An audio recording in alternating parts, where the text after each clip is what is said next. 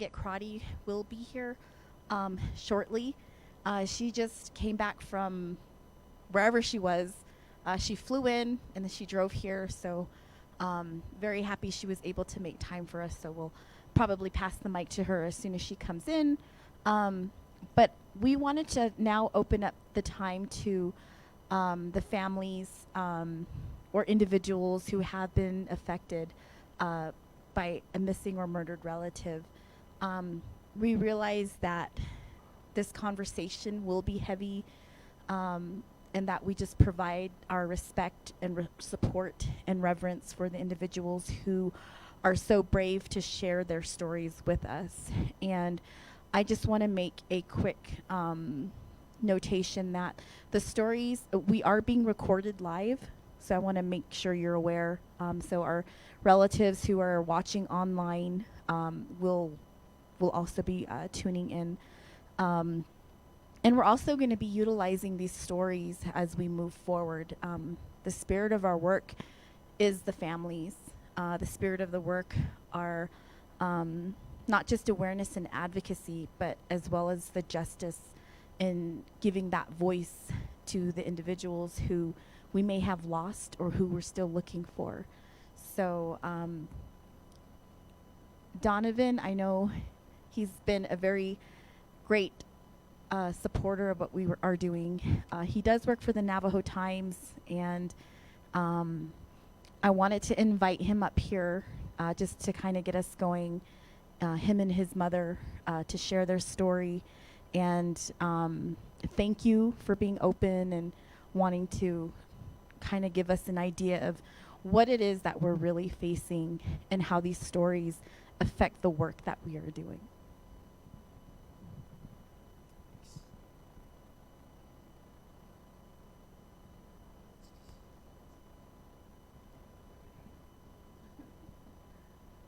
Hello, everyone. Sheya Priscilla Quintero Eyaginchia. It's only appropriate that I introduce myself in Navajo, those of you that don't understand Navajo. Tabahin Shlo Tsanajani Bashichin. My Deshkijni Dashachedo Nakre Eya Dashanale. Nakre Le Tro Nande Egi Spaniards. De Jaya Snit or de Ko an the Ashiaj Donovan, well, yeah, the Yad on Totchini Yashin Ganado de Ya I see Nate Ashakunda on Winderock to get Aya Michigan. 2016 June. Yeah, my only daughter and my only granddaughter were brutally murdered with multiple gunshots at the outside Holbrook County Courthouse. And I was there with two of my sisters, and we witnessed everything that happened. It's very hard to talk about it. It's over 3 years. But it's still really hard to talk about it.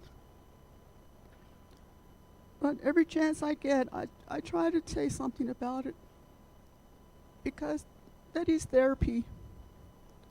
And I was a student at that time when it happened. I was going to school right over here at UNM, and my daughter was there also. She had just graduated with her registered nursing degree in May 2016. The following month, she lost her life. She never used her degree. And my granddaughter was missing for so many years. We never knew she was practically being held against her will. And we didn't know that she had 2 little boys until she came back in May 2016. And she also registered for her nursing. She had her CNA already, and she registered for the nursing program, and she was accepted. she never started. She would have been into her next degree by now. But what it did to me, I had to put my schooling on hold. After I got my my associate's degree in psychology here at UNM Gallup, I enrolled with the main campus in Albuquerque. And after I took maybe a couple of classes, I realized that I just couldn't do it. My mind wasn't there. Something happened to my brain. I would dissociate whatever I'm doing. I would not realize that I'm just sitting there, lost in space. So I quit my school this is about 2 years now. And this past year, I just barely re-registered I'm doing online classes because I don't want to move to Albuquerque. So I registered for a couple more classes, and I will be trying again. And I did promise my daughter and my granddaughter that I would carry their books for them, that I would dedicate my schooling to them. So with whatever it takes, I intend to do it. I will keep on going. And my son is my only child now. And he's been really dragging me through all this hardship. And he's been there for me, and I love him so much that when he's not home, when he's out somewhere, I really worry. The worst thing goes through my mind. And I know that he's being vigilant, but still, as a mother, after what happened to my other 2 babies, I don't want anything to happen again. I love my son very much, and he's really been a lot of support, a lot of help for me. And I do not want to go into the description of what happened or how it happened, but it was over child support custody. And that's all I'm going to say, but I'm trying very hard to get back on my feet. And I've used traditional medicine men. I've even turned to the Western medicine, mental health intervention. And it's just, sometimes it just feels like there's just no hope, until I realized that when the gentleman was talking about Alzheimer's, I even thought about that because I was forgetful. And I was starting to get chest pains. Then I told myself maybe it's really nothing because I've always been healthy. It's not that I'm getting a heart attack or getting Alzheimer's or anything like that. It's just, I think it's depression. So I decided to push myself up and help myself to really prove to myself that it's none of those and that I can still do it, and I will do it with my son's support. I know he supports me, and I will keep on going. You know, I will never ever forget my children or what happened, because I see it every day. I see it, how they landed, everything that happened. And it's really, really hard. And that is all I'm going to say right now. So thank you for listening to me.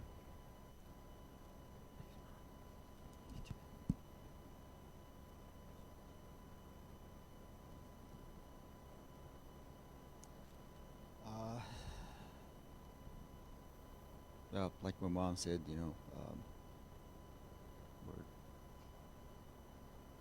each other. So it's been a pretty good journey to get here. Pretty hard journey to get here, actually.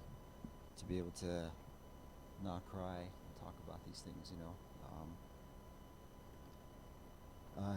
As someone said, I do work for a newspaper. I am a journalist. It's a very while this issue is a very important thing, you know, I also have to report on it. So I have to be really careful how I cover the story. So, but at the same time, it really is an important story because a lot of our relatives, as you can see over here, their photographs right here, the photographs over there, their stories need to be told. We need to let them know. We need to let the public know that, you know, we care about them. We care about their families.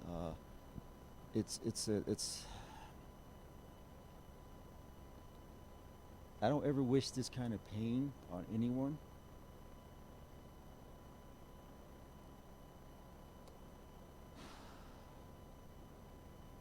It's a horrible pain.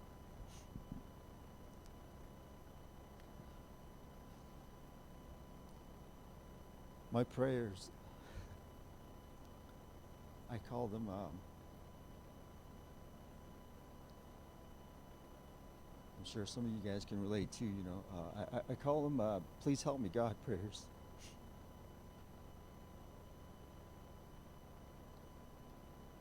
Because the pain is so unbearable, I can't breathe, and you know, people can't breathe, and it takes a lot to get here, to stand here like this in front of people like yourselves. You know, some of you guys have thick skins because of the jobs you guys do. You know, you guys deal with people like us. You know, you guys are counselors, and but to be able to get here is it's a long journey, and we still have a long ways to go. So, but my sister, like my mother said, she had just graduated with her nursing degree. And she actually graduated with Mesky. Mesky was standing right in front of her, a couple rows, I think, right? And she sent me a picture of her. And that's how I got really close to Mesky, because of that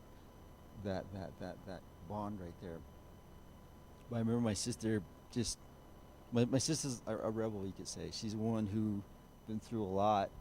And she raised her hand like this, you know, when she got her degree, and she worked really hard. She worked at NCI and during her for her internship. And she really wanted to help her people. She wanted to go to to GIMC and work there. There was one incident. My late grandma at Winslow, we get a call from my family, and everybody's crying. They say, "Oh, your grandma has one day to live." It's like, what? You know?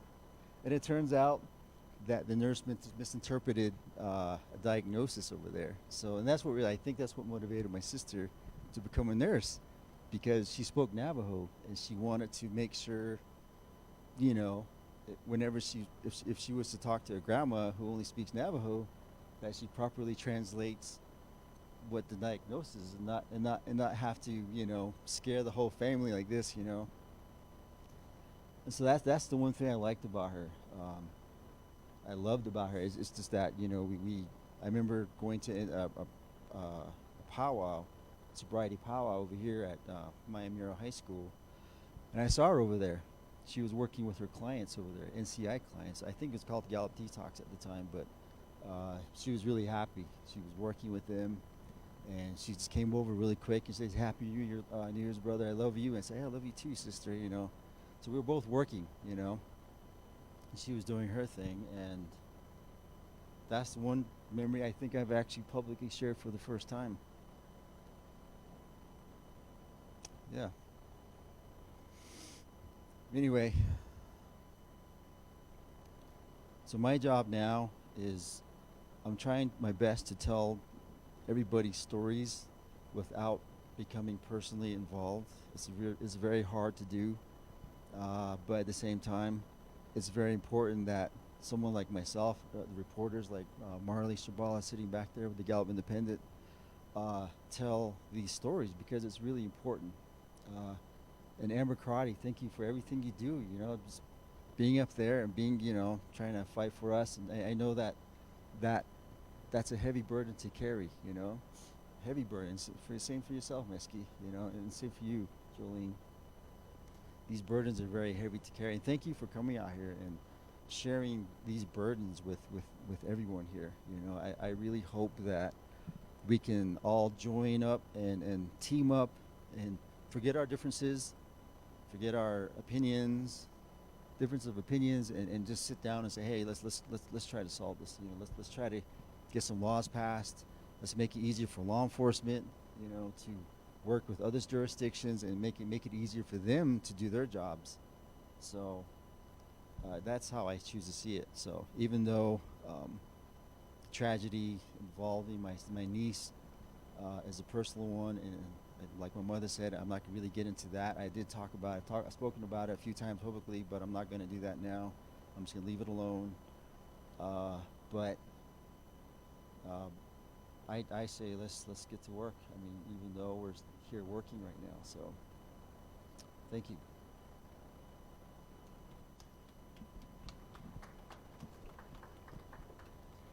Thank you, Donovan, as well as your mom, for sharing your story. It's powerful, and it definitely contributes and puts things into perspective for a lot of us, as you said, who are probably in programs that work with families directly.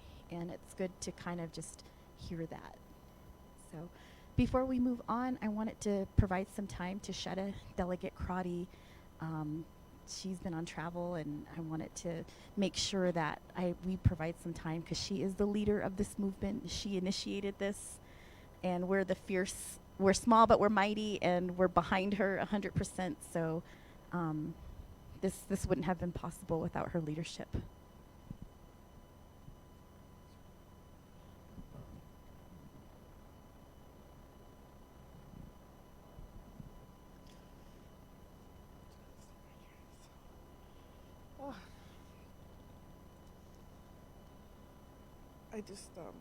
I think I want to start off by saying I feel deeply privileged that Donovan and his mom feel that we've created the safe space that you need to be part of the healing, and collectively we're helping not only you but the other families and also ourselves who have been directly impacted, because what we find is our communities in the state of trauma that they're always in now are sometimes remembering, oh, that relative was murdered, or that relative is still missing, but they've kind of blocked that away just kind of on self-preservation. And so I think if anything, and what we want to do collectively is to create those safe spaces, and we can do that. It doesn't take a program, a buy-in from federal partners, or the council, or the city of Gallup. Individually, you can do that at your home. You can do that in your community, in your church. And so really what we imagine is, how do we empower our community that is not only concerned about what's happening, but trying to create that healing space, because we'll say the criminal justice system is not always just, and it doesn't restore the individual, but that healing and the knowledge that we have can do that. So I appreciate all of the familiar faces in the room that have dedicated your professional life to healing our people. For all of those who this may be your first time joining us in this collective kind of, what we envision is always sharing knowledge, learning from one another, to empower each other, because it's not going to be a single delegate, it's not going to be a president, it's nobody's going to be the one solution, but it's collectively here in the room. So I'm just completely I don't think I've ever been speechless, but just hearing, I know how challenging that was for you, Shema, so I'm just completely humbled. But she kia ani nishledo bilagana bashichin deschini deshachedo bilagana deshanale she Amber Cruddy Kinisba Cruddy inishia tohatsoi the natsha. So I come from the foothills of the Chushkai Mountain, right there along Narbona Pass. And now as my vision clears up, I'm actually seeing a lot of my mentors in the room. Dr. Thomas, thank you for being here. Shiaj, and my aunt Shadat here, Mr. Foster for coming and representing all of us here. I'm not only a council delegate, I'm a mother, I'm an auntie, I'm a community member. And so that's where I situate myself in this time and in this space. And it's very important to know that we in our own family have a missing relative, and actually that kind of started our journey in thinking that we were alone as a family, and really feeling really vulnerable that we could not do more to search, and to, in our capacity as a family, we're lucky enough that, you know, we have highly educated people, we have hatathlis, we have pastors, we have NAC, and collectively we still found ourselves in a situation where we cannot bring her back home. And so I don't just come to you as a leader, but also to know that it's a challenge that we're facing every day, because that sense of vulnerability, and also making sure that her life matters, and that her story is documented somewhere, and that someone at least is actively looking for her. And so we started this conversation and started working with Miski, and Jolene came on board, because what we found out were there was individuals who were not accounted for in the community. And so the story that I say is, when we lost baby girl Ashton Mike, and as the leadership, I was asked to go on the radio and provide guidance to the community members on where to go to the funeral in Farmington. It was actually, when I was done talking on the radio, the announcer asked me to describe her daughter who has been missing. And so I described her daughter, I said her name, and I asked the community members, if you've seen her, contact the radio station, let us know, be on the lookout, take care of each other, make sure when you're traveling, even if you're going to Albuquerque, even if you're going to Phoenix, take care of one another. And so after I made the announcement, in my own being kind of naive to the situation at hand, I realized her daughter had been missing for decades, but she still had hope that someone saw something, that someone knows something. And she shared with me that every day she's still continuing and yearning for her daughter to return home. And so from that, from that experience, that profound experience, we started looking at then who else is missing, what flyers are out there, and how can we help. And so that's where we met with Miski and all of her volunteers through all of the trials and tribulations. But I think collectively, I see this as a way of not to blame. And if you're coming here to blame someone, I would say just take your own personal responsibility in this matter, because that's the most powerful tool. Is I think we all missed the opportunity to have this conversation starting from many decades ago, because we've had people missing on the books from the 50s. So we've had generations and decades of people, our relatives, missing. And so, but I think now in terms of moving forward, as we move forward with the Community Action Toolkit, Zoe and her team are pulling together and facilitating a really solid action plan, because we're understanding that this comes from all different disciplines. This is not a law enforcement issue. This is not a medical issue. This is not even our unsheltered relatives, our alcoholism, or drugs. This is like all encompassing. Like, this is a modern day monster that is seriously plucking our relatives from us. And so I think when we have individuals who are missing from their homes, their children are struggling at school, just to find some sense in the world, and then we expect them to excel and do great. We have people coming to work who have had someone violently murdered or missing, and we expect them to have a sunny persona and be nice to everybody. And then we now see how that looks in our communities, and the impact and the toll. And so this is, I always say the missing and the murdered is the iceberg, the tip of the iceberg, just the very tip of what we're seeing. Because when we start digging down and looking at it, that's when we have to realize the systemic issues that our community and that our people have been facing for many, many generations. And at times, it's was always said, you don't really speak about it, or you don't really bring that negative energy to your community or to your people. But with my colleague Delegate Brown and myself, we have entered into those protection prayers and pulling out those shields that went to Huerde and brought our people back. We pulled them out for this, how serious this matter is when we talk about the violence that's happening to our children, to our women, to our men, to our LGBTQI community, to our disabled, highly vulnerable populations. And so I just want to thank all of you for either coming here in your personal time or in your professional capacity.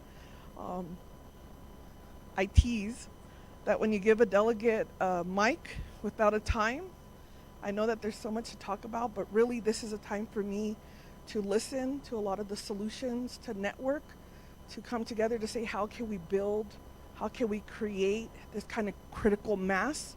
Because this is the long term. This is not going to be a solution overnight. This is going to be like, how are we going to build a system that never lets this happen again?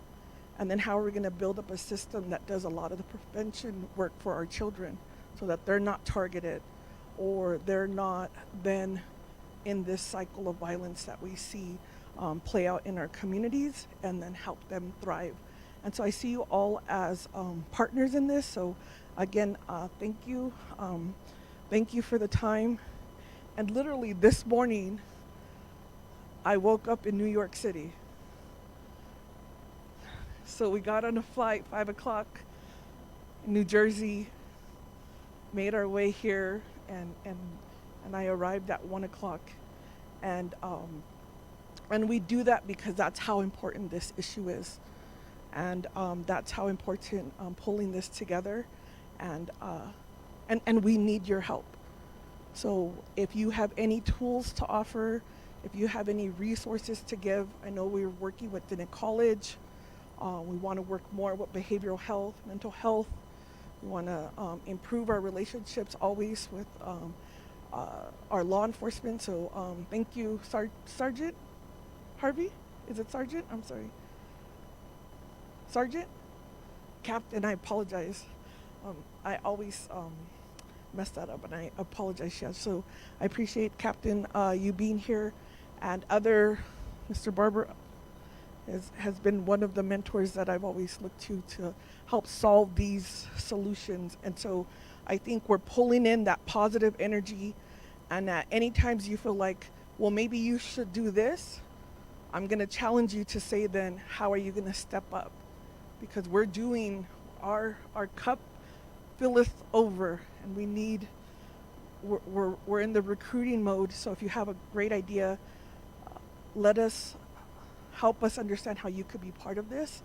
And we're building up a website, the toolkit, and we're getting ready for New Mexico legislators to start changing some more New Mexico laws. And so I did invite more of the family to come, but please understand that these are not stories to be sensationalized. This is deep pain that our families are dealing with. And up until this point, they never really felt that they had a space to talk about it. So for the first time, we hosted a national day of remembrance.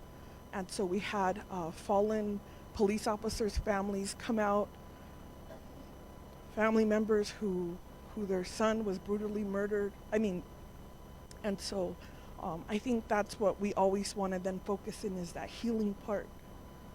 We're gonna be talking about this negative energy, this violence that comes out in the community and rips someone literally to pieces. But then how do we then restore them? So that's what we want to see. So I'll end with that, and I think in terms of, I'll be here today and tomorrow. So if you want to kind of have a sidebar later on, that's wonderful.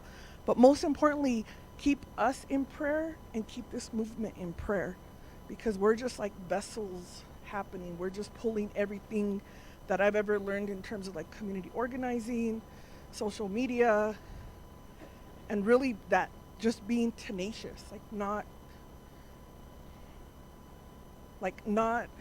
telling the FBI, I hear you, I see your data, but I know there's more people missing. And being brave and courageous enough to say that. So I once held a sign that Miski made. I really didn't know what it said till we were already like marching. And so, but I thought, well, we need answers, and so we're building up those relationships. So thank you, Jolene. Yeah, Shetta, for those words. I think that really will set the tone as we move forward, and we're really happy that you're here. I know it's a busy time for our leadership, so I'm really glad that she's here, and she's been a mentor to me, and it's been a privilege working with her as well as my working group members. So the mic is open. If you would like to provide or share your story, please come up. Oh. And just as a reminder, we do have counselors on site. If you need someone to talk to, that is provided here as well.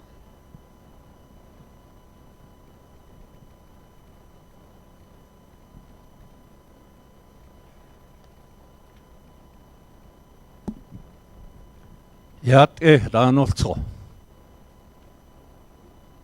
Atlana aro bikje. Die has toyadalt ginat an in dat letki. Beyat belek at your aho. They're going to take the whole time. Kodoni diation and I had the one hilation is in the Ado Heheb. She Yahae Bakenson. Ado my honorable Lady Navajo Councilwoman. Nari Tzednost, that's where I'm from. I'm one of the registered voter over there, and I have a lot of relatives. And they what they shipwrecked, they do Red Valley, I did that a Sheet Spring. I believe she represents about 7 chapters, and I did represent 7 chapters too before her, and I really commend her. Yat Kadoshan and I, and all you wonderful people.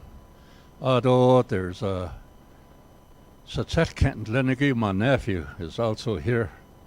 He's my neighbor over there.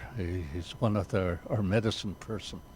Although Mr. Foster, though, it's good to see you here again. Although Kodem, and then the elders, they say he's a Cherokee, you know. One of the person that he mentioned, Frank Chi Waleto, I really worked close with him. I had a lot of respect for him. So, and Halchen no Lenigi. She Kahasin, Chas Toysazani, so that Keshalchen. What are it the net alone, the Nevich Hazation. At Kahasin, Janigo. Edi Kon, that the Bizzle is of a cotton, Jagaki, door from here, Lego. In Nasa Lachen none set on us on the cardinal day. Digging the net, the hollow. Eol Gajan. Edo Dice Sergeant had issued Bahatio. We can say something you say, Shell Kahasing. All the other sacred elements, the creation all around you. And then your people. In the Ekodosha has twice as ani, so that Keshalchen. What our Hatsodazen Behetzi Hiki, making a prayer. This is how you talk to the people. That's a Yat Ekodosha, Wedo Kodonidi, Hainzi, Shadik, Lechin, Shle, Adon that Yaha, O zet kachini bashchin ado shin da shche na kaita ne da shanala tosa to holia ado it nanchla. A koko. Well, I used to work with Ed TBK when he was the speaker of the Navajo Nation Council. He invited me to do research on the Diné fundamental laws. The Diné behas anagi evi gito tahon le the hardishin the hot engine digging the Diné at Ketan. Ada tahapana itekit Navajo Nation. The Justice Department, Judicial Council, the federal government requested our leaders to approve the death sentence. The indigenous people that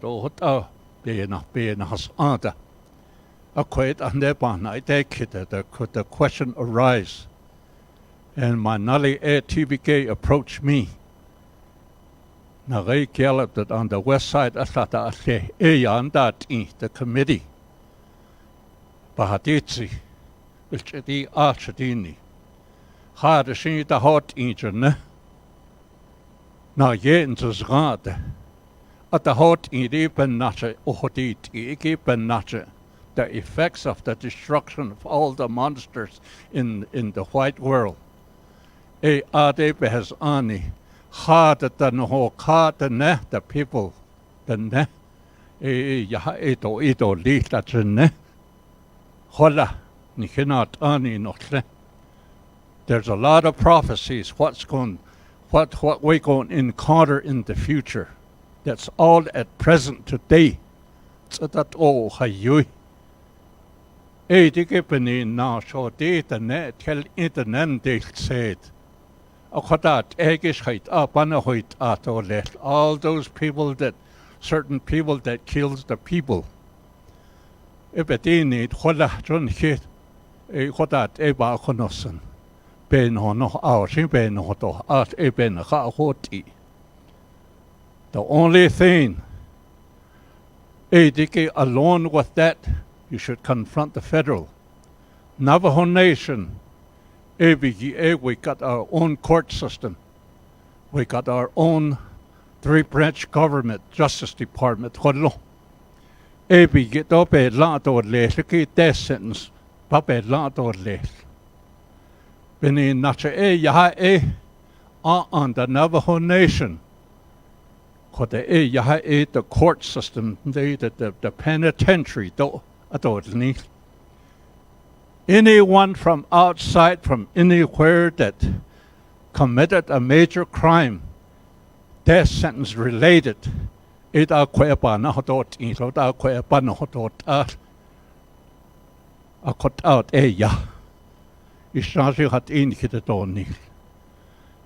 federal government though yes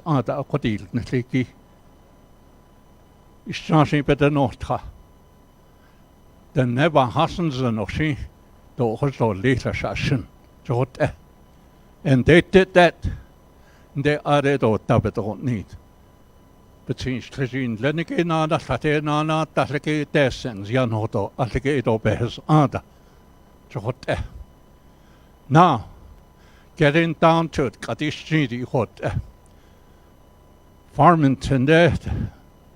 There's a lady, but it's going on 4 months now. Cecilia Finona Barber.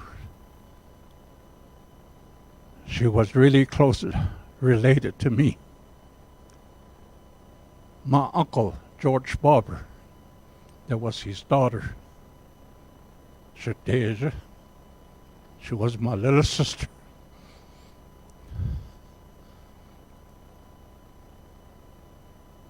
She retired from National Armed Forces. She was a veteran. And she worked for the Navajo Nation, Navajo Area Farm. She retired from there. She made a living in Farmington. But somehow her brothers and sister found out what kind of a man this was. Is she been not a sad na hot little. almost 4 months. The Behosunda, right in front of her trailer. Her mother was there at that time. She just closed the door on her, but stay in there, be quiet. They were in argument. Early in the morning,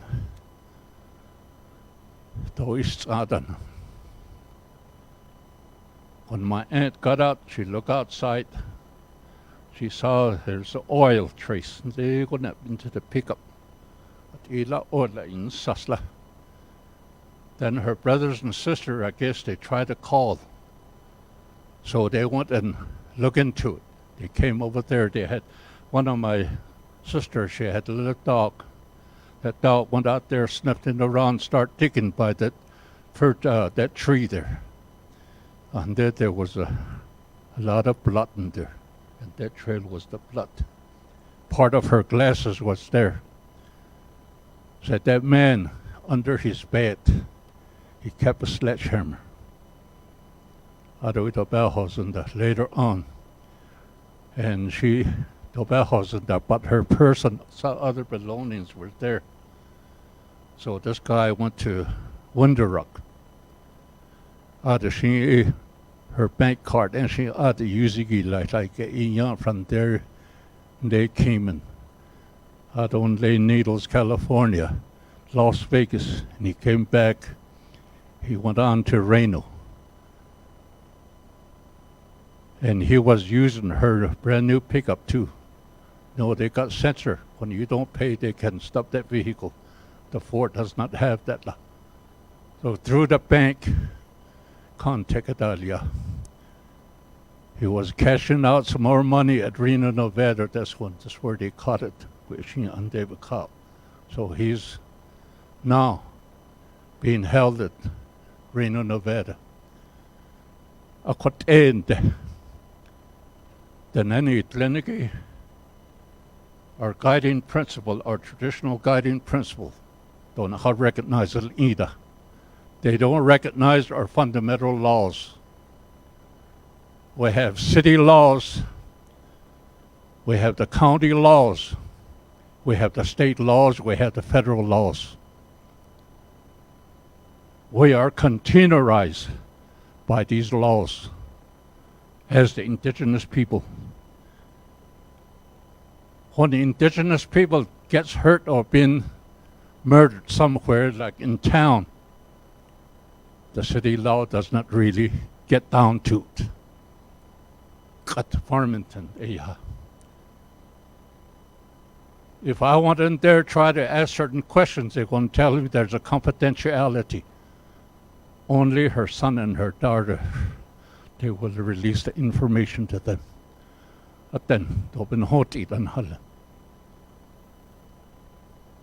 According to these laws, my question is, what is the jurisdiction?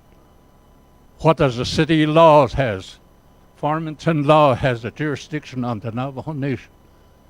These other cities in Nevada, Navajo Nation, where's our law? Do we have a jurisdiction that would cover our people that are living in town? There's a gap.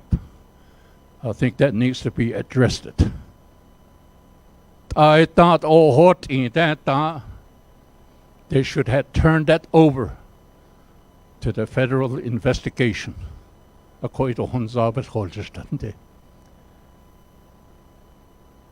If it was not indigenous person, they'll get onto it right quick because they're not Navajos. It seems like it's just part of it, it's just a cover-up. So what's going on? Our Navajo Nation government should have looked into it right away. Order the federal government to take over. Hopefully, what we're doing today, that we will finalize and compile a certain kind of recommendation to our Navajo Nation government, to the federal.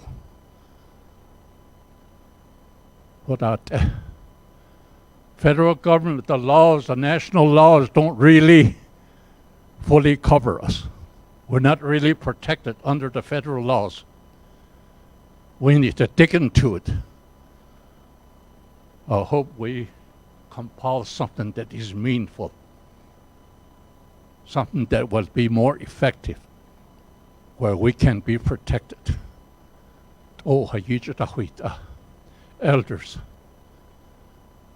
Alcohol, drug abuses, there are new drugs that are being disseminated. Uncalled for sexuality. And I was glad to see that this is the bottom line. I don't better who is in the. I don't want to be a car to hit shag day low. The net or yat a oyat on sekesiki, gotigi, but not all the hot. Our Navajo Nation safety laws is very limited. I go here and there across the Navajo Nation. Every now and then I see a police car. We need to have our leaders work with the federal government, since the federal government is the trustee, to improve our safety laws. The criminal investigation is very limited. They should right there directly jump on it and come out with a solution. I just want to say that I never thought there would be a close call. I could have never added stipulation. When I talked to Judiciary Council, I should have said, go ahead and adopt that death sentence. He murdered his first wife. While we hear there are two other ladies and she's the fourth one. But as the prophecies, it's now in place. All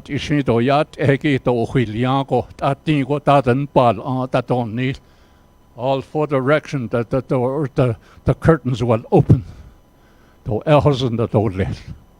Even our spiritual belief foundation.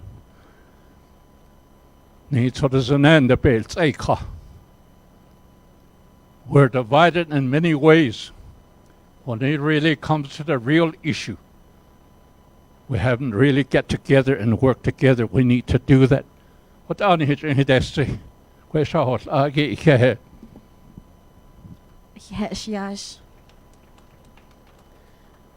think Mr. Barber did impart a lot of knowledge to us, and for those of us that understand Diné, there's a lot of good teaching in that, as well as awareness. So it's open. If anyone would like to share their story, we can have you come up here.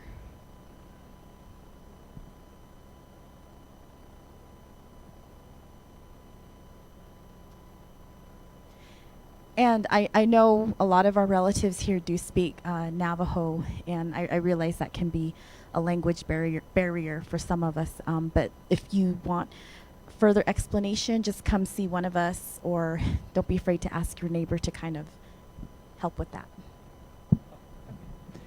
Habla Espanol? No. Everybody. My name is Kenny Victor. Same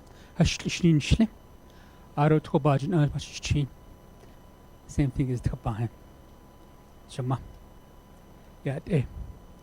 Aro to hate Lini. It is the Che. Belgana the Shinale. A court deba went in a year at this topic. It hits home. It really hits home. Let me say, first of all, I want to acknowledge there's a person from my community, Shelton.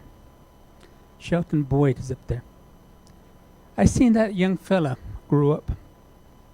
He also graduated with my daughter. So last time I seen his father, we talked. But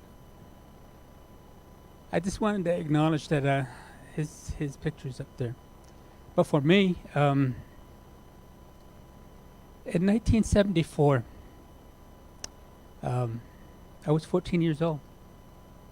My brother, he was in the Air Force, stationed down in Alamogordo, Chiche. He was stationed there with my Chiche. And I think that's what is keeping me going. My brother, his history, well, when I did his eulogy, when they found him, actually, we didn't know, but 43 years later. And they found him. They found his skull. 1982. I was overseas too myself. So for 2 years, the person that found his skull kept it as a souvenir. And one of the reasons he kept it as a souvenir was to scare people during Halloween. So this is kind of like the injustices that we face as a family. So 2 years later, they went up on this side of the hill they called Wolf Creek Rest Area. It is just about 30 miles north of Helena. And we climbed up there. And they found some more bones in 1984, about 27 pieces. And that's all they found. The rest, it would have been eaten by wildlife. Who knows? But on the side of that mountain is his DNA.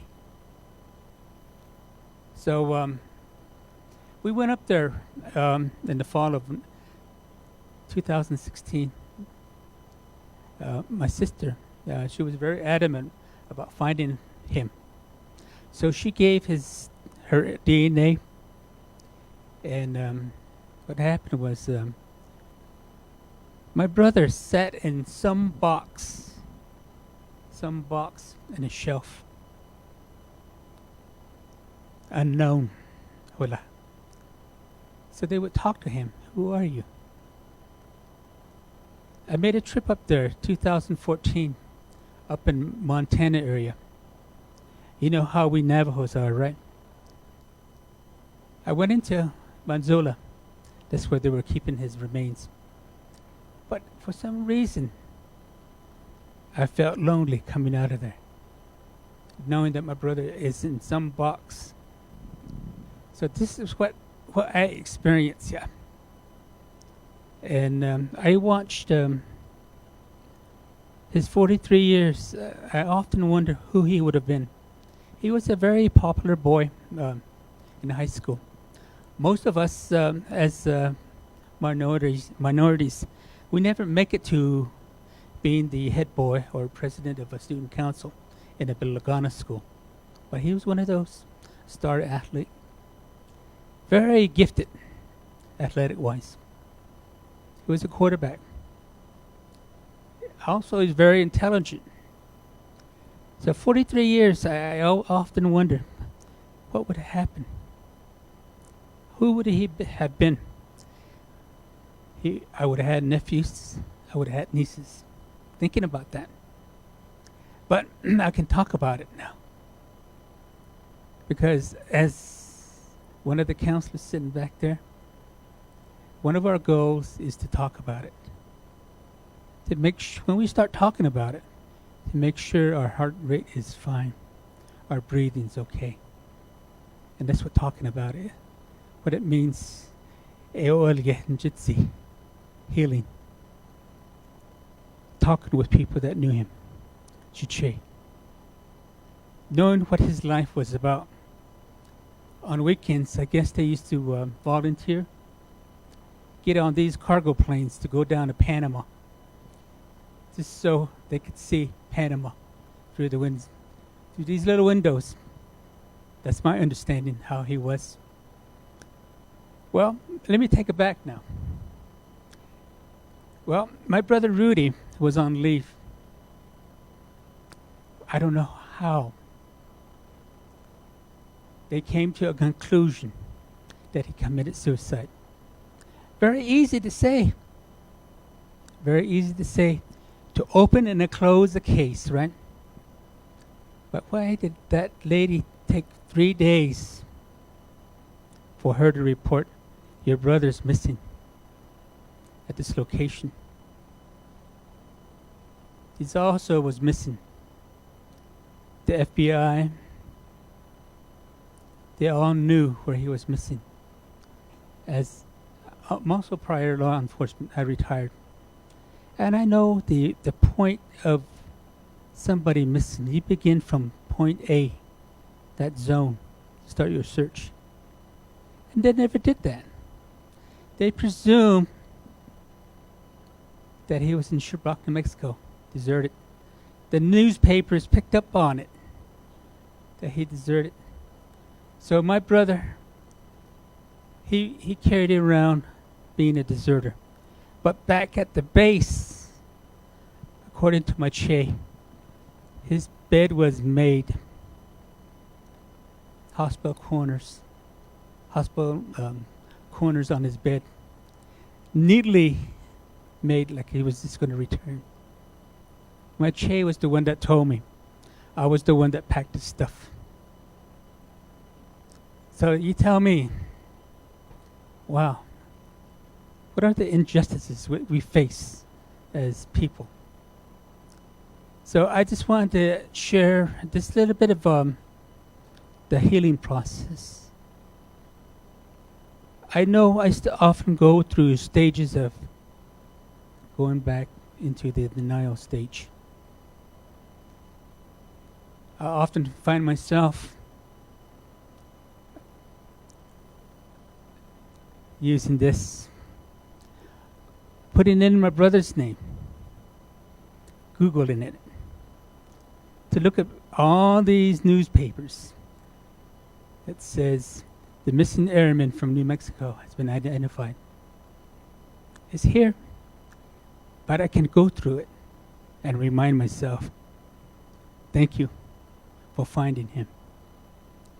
Thank you for providing him his final place. And he's buried under an oak tree. I chose that oak tree. So it makes me stronger, yeah. And it makes me think about all these different faces that are on the wall. It makes me think about what they're going through. But it can be healed, yeah. And see these my colleagues out there. They're out there. They can heal. You can talk about it. Often, I talked about it. One of the first times I'm talking about it, I'm sure you read the newspaper a few years back, but it's a different experience. Watching him coming and knowing that only his skull and 27 pieces of his bones is coming on a flight. And this flight is coming in. It's almost as though it happened yesterday. I can remember. And the closure part, I don't believe in closure. Because you're going to have memories. You're going to have memories like it just happened. And that makes you stronger. And then your faith base. So that's what makes you stronger. Okay, so I wouldn't find myself up here. And it's almost as though if I made a complete circle. People are hurting. And you know what you can provide. So, and Mr. Barber, I think George was one of the officers He was your brother, was a BIA officer that informed my mother that he's missing. Okay, so that connection's there. Okay, but making that complete circle. I remember my mother in the summer of 1974. There'll be a vehicle coming down the dirt road, and she would stop everything. She would look that way. That little glimmer of hope that you saw in her eyes, yeah, would quickly turn watery as soon as that vehicle kept on going. So my mother died a few years later with a broken heart. My brother died. There was 13 of us, all baby boomers. There's only 4 of us left. And I'm sure, you know, like spirituality-wise, you think my brother must have been there to greet my mother and my brother and my sisters. And recently, my sister, the one that gave her DNA to have this person, my brother, found. We still have a little bit of issues with the state of Montana, but we'll remedy that. But in the meantime, I feel the hurt that you're all feeling. I've been there, and I survived it. So we're here to provide anything we can, yeah. So I'm also, I just recently found out that one of my friends in the community, his brother disappeared. And they found a set of remains out there in Long Beach. So they're doing some tests, yeah. So he's always coming up to me, what do we do next? What do we do next? So that's what we do. So I hope I can enlighten you with saying there is hope. There is healing. That's it. Meaning it's not going to happen overnight, but continuously. You feel that you can talk about it. You can think about it. When your body's all reacting normally, yeah. So I just wanted to share that with you. Even as counselors, we face trauma. We face the good and the bad, just like anybody else. So I just sat back there thinking, what can I offer these folks today? Because tomorrow I'm going to be among my community to say thank you during the Thanksgiving dinner. We're putting it on for them. So I'm also one of these folks that is a politician. I'm a chapter vice president for Distance Bus. I help people. That's who I am. I'm also a family therapist. My colleagues, Anthony back there, there's Mavis, and Chiche. Mr. Moses, we're here. So thank you for listening to me and let me share my story. Okay, so thank you.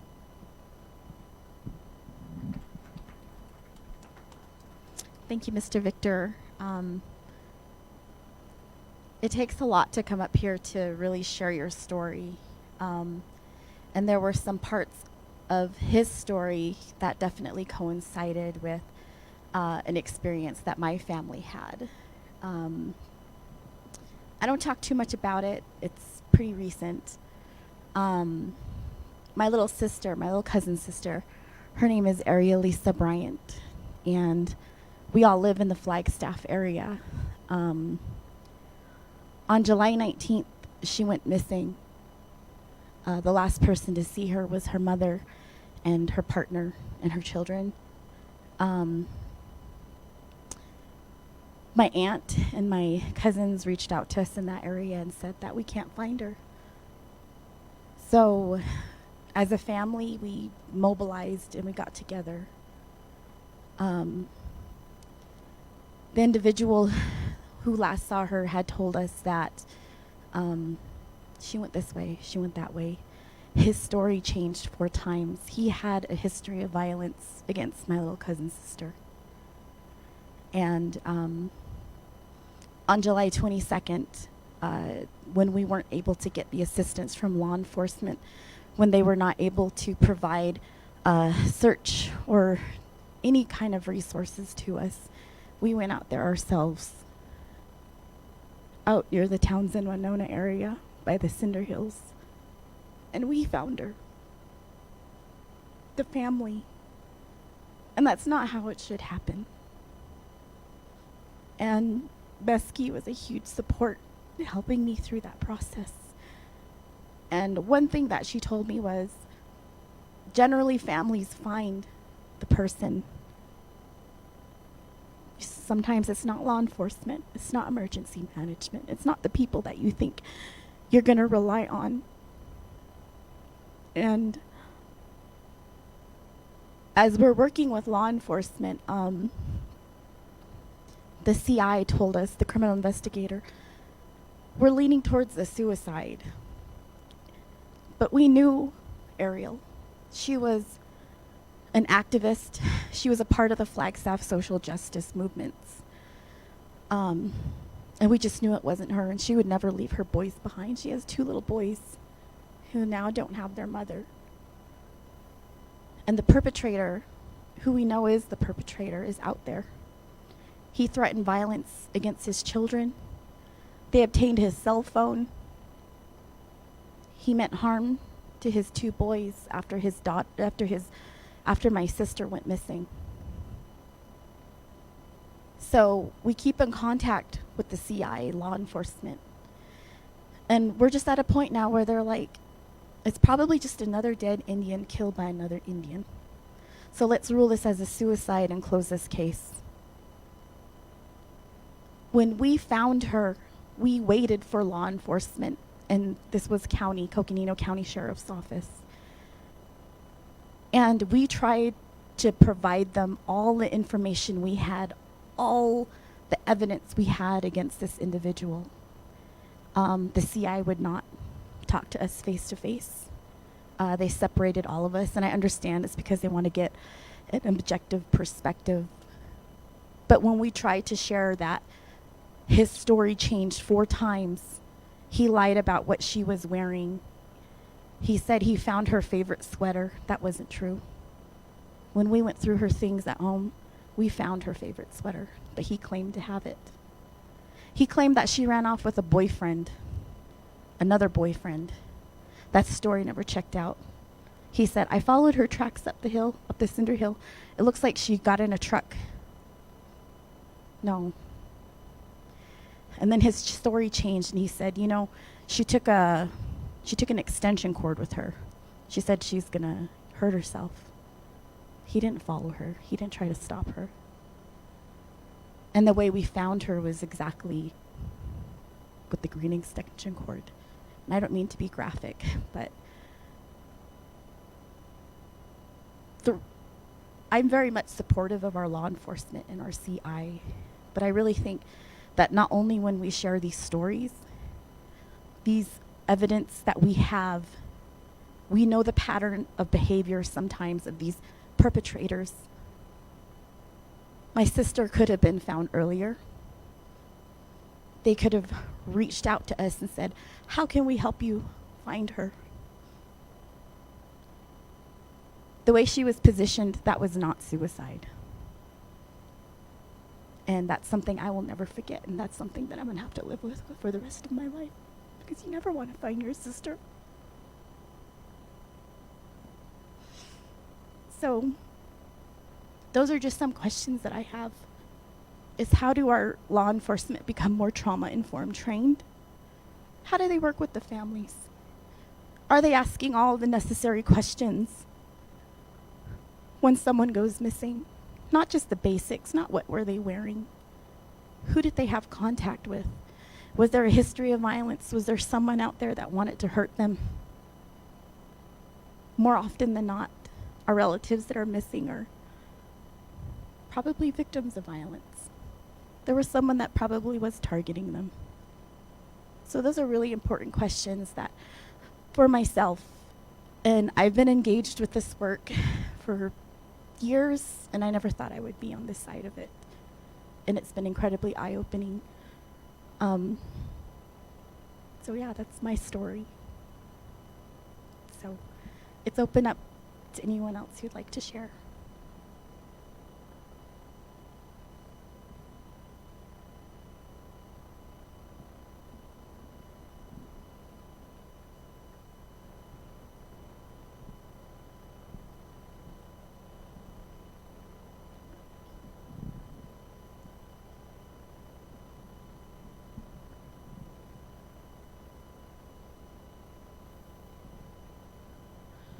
Hi. Nervous. Like Jolene was saying, it's really hard, to come up here and tell your story. My name's Tiffany Gray, and I was born in Idaho Falls, Idaho. My family is from Gallup, New Mexico, but I grew up in Albuquerque.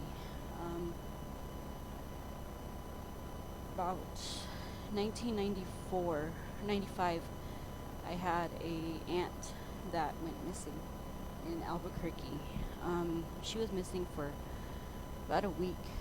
Nobody knew where she went. Nobody knew what had happened to her. She left her daughter at the babysitter's, and she never returned. Everybody called, family.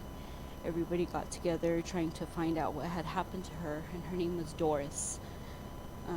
Doris Dickey, and nobody found her. A week went by. They finally found her remains in Isleta Pueblo. She was right off the freeway. A passerby had just so happened to notice something off in the distance in the bushes, and they called law enforcement.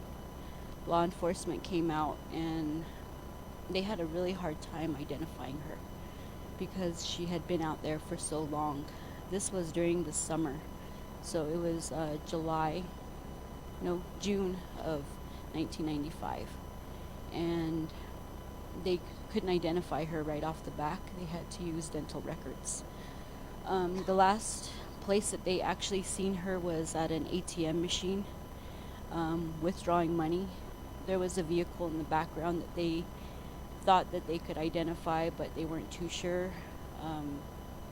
Case to this day is still unsolved. As far as an FBI number, we've been in contact with them several times.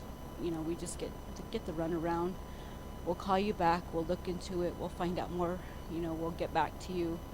And we understand, there's a lot of cases out there, a lot of people that need assistance. So we try to be understanding, we try to, just wait for that call back. We have gone as far as doing our own, investigating. We look up our own information, question family members again.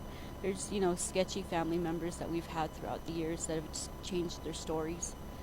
So, that was one situation that we've dealt with. And then the next one was recently, which was the daughter that was left at the babysitter's that my aunt never returned for. We adopted her. My family did.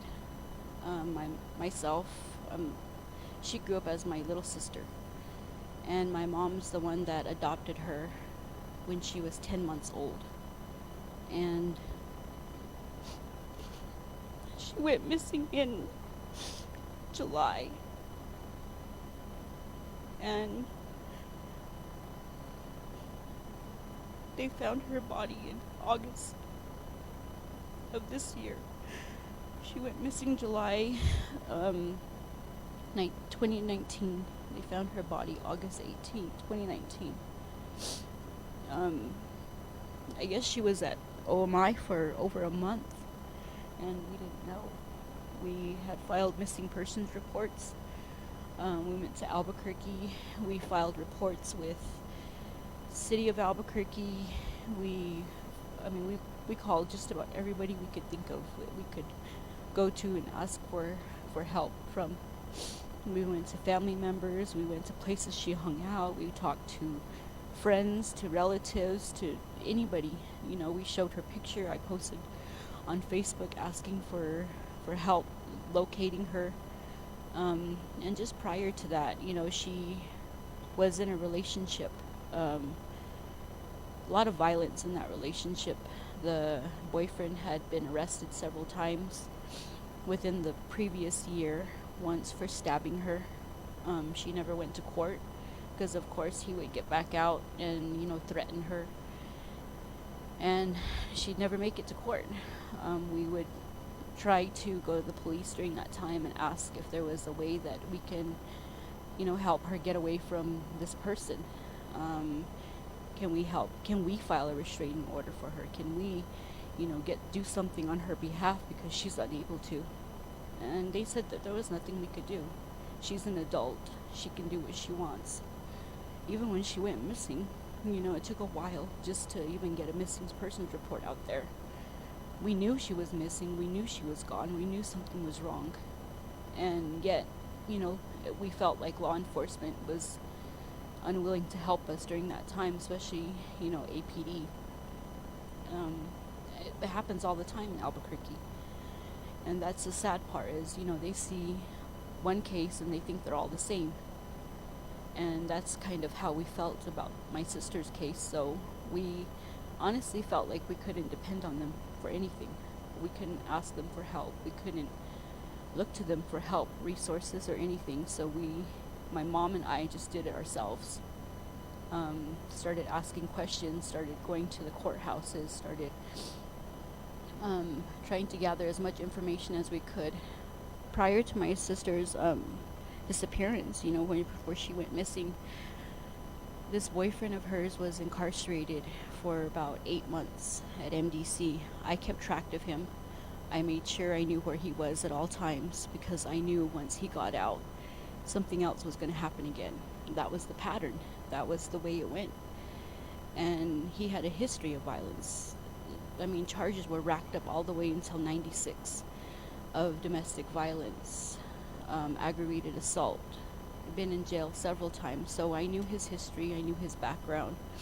I spoke with the district attorney several times, asked them to at least send him for an eval to Los Lunas, just to get him off the streets, just to get him away from my sister long enough, you know, for her to get her mind right, to get away from him. It didn't work, you know. Albuquerque's system has changed so much. They have new laws that have came into place that they have to, I think it's called I forgot the name of it, but it's a hearing where they review each inmate's case and to see if they're going to be a danger to society, a danger to themselves. I don't really know what they go by, but a lot of times these people get released back into society even though they're a danger to society, and there's proof of it. There's a history of violence, there's a history of things going on there, and you know, there's proof right there in front of them, but yet they still let them back out again. And you know, that's where I think a lot of the problems happen is, you know, how do we stop that? What do we do as family? What can we do? You know, I wrote to the judge, I went to the DA, I went to the attorney, his attorney, to see if there was something they could do, you know, put him in treatment, get him off the streets, get him away from my sister. It didn't work. They let him out, I think, on what they called supervised probation, an ankle monitor. Well, he cut it off. It was, I think, CCP. He cut off the ankle monitor. He was missing. He went AWOL for about a week. They never found the monitor. They didn't care to follow through with their part, I guess, as far as probation went. He was on the run for about 2 weeks before they found my sister. A 911 call came into dispatch. First responders were Albuquerque's fire department, and they were first on scene. And they just said that they got a 911 call from somebody, but they didn't know who. The person hung up. when they arrived to the location that they followed the GPS cell phone call to, they found my sister. And again, they were trying to say that it was like a suicide. She was propped up against the wall. There was alcohol, and she was found in an alley. So there was, trash on the floor. There was bottles. This was an area where a lot of transients tend to hang out, homeless hang out, drink, use drugs. So, officers basically assumed that she was part of that crowd and that she just drank herself to death is what, they told us. And it didn't seem right. It didn't sound right. The way her body was, the way she was found, the marks, the bruises, the things that were on her.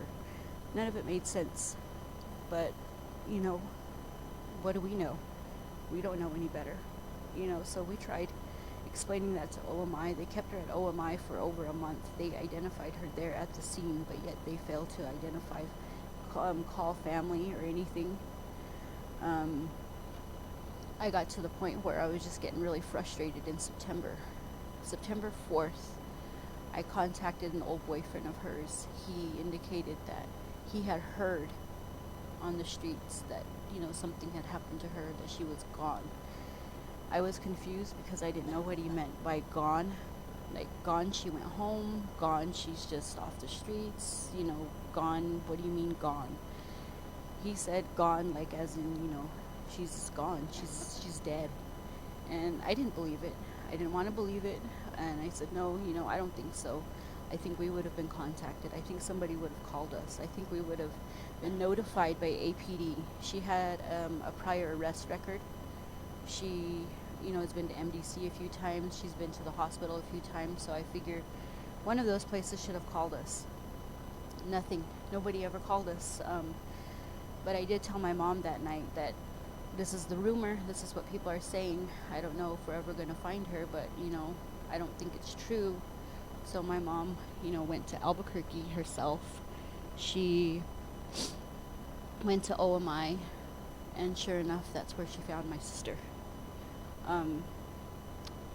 She found her there and said that she'd been there since August 18th. This was September 5th when she found my mom found my sister there. They released her body and everything, but we didn't get an autopsy report for another month. APD refused for over a month to give us the police report from that night. We still haven't gotten all the evidence from them, and it's been over a year. We're still trying to get all the photographs that they said that we have every right to see, to have. But, there's things happening with this case that just doesn't make sense. Things don't add up. And the boyfriend whom made the phone call, who had the password to her cell phone that night, and that was the phone that was used to make the call, disappeared. He just disappeared off the face of this earth. The people that were there that night that were partying with him, I guess, said that he admitted to having an altercation with my sister, and that was the last they ever saw of him. So now he's in the wind somewhere. We don't know where he's at. We don't know what's going on. What I figure was, if he didn't do anything, why would he run? You would have stayed there. You would have helped her, your loved one, your girlfriend, your friend. But there's a lot of things that just don't make sense. And what gets me is, I always hear this saying that history repeats itself.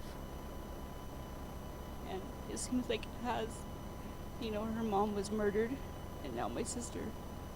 And, it just feels like my mom and I were the only ones trying to get justice for her. And until recently, about a year ago, I started getting online, and looking for resources of what we can do, places we can go, who can we talk to, what can we try to do to get justice for my family. And that's when I came across these websites,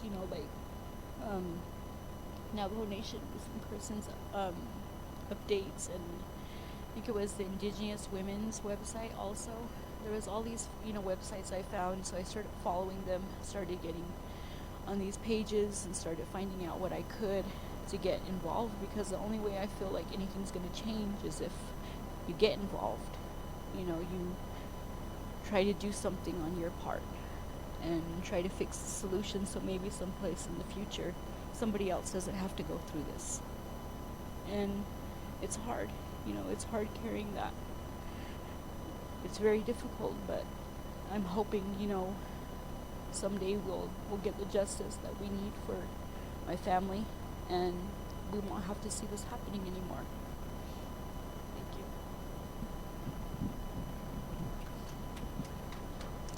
Thank you, Tiffany, for sharing your stories.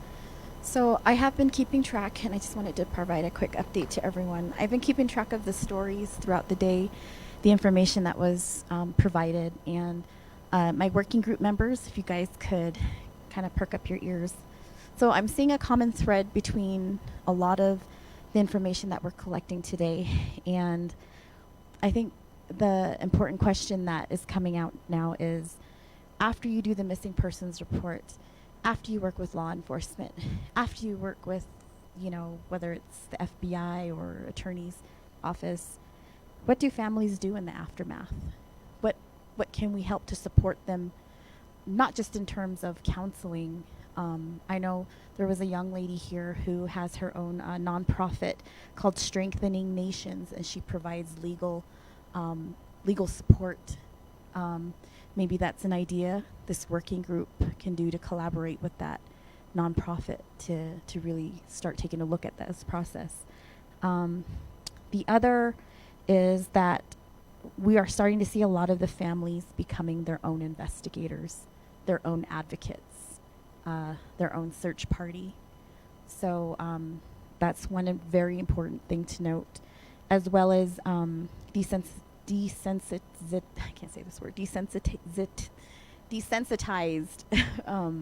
of probably some of our first responders. Is that something that these agencies can start looking into? How can they start to really reconnect back with the communities, but as well as connecting with the families in a way that supports them fully?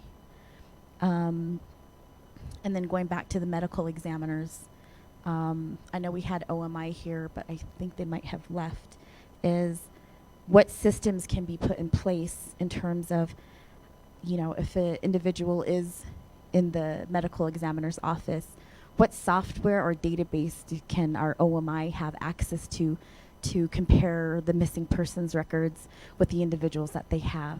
Because I don't think it is a service to our people when they have to find their relatives weeks later. So that's probably 3 of the major points that I'm at least as far as my tracking. So is there anyone else who would like to share their story? Mr. Foster.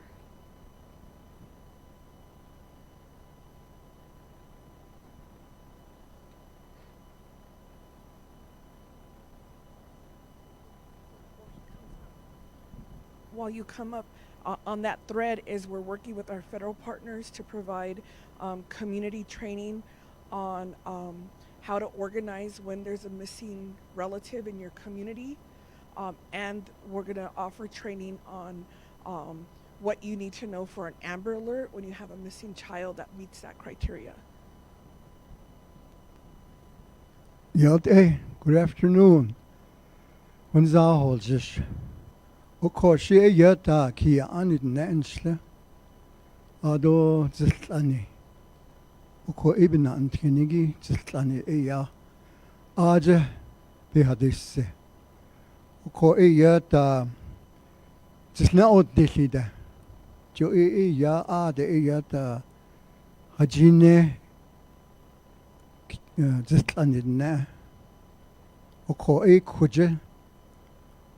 Sheep Springs, or Yehaja Ada, Aja Inna La Yan Leo Yako, Ganado area, Oko Itzani La Halon Aja, Ado Yan Le Yachito, Lukajikaja, Oko Itzani the Halon, Oko Eshimbinacha Yabikedo Nata, fundamental law, the Shinigi.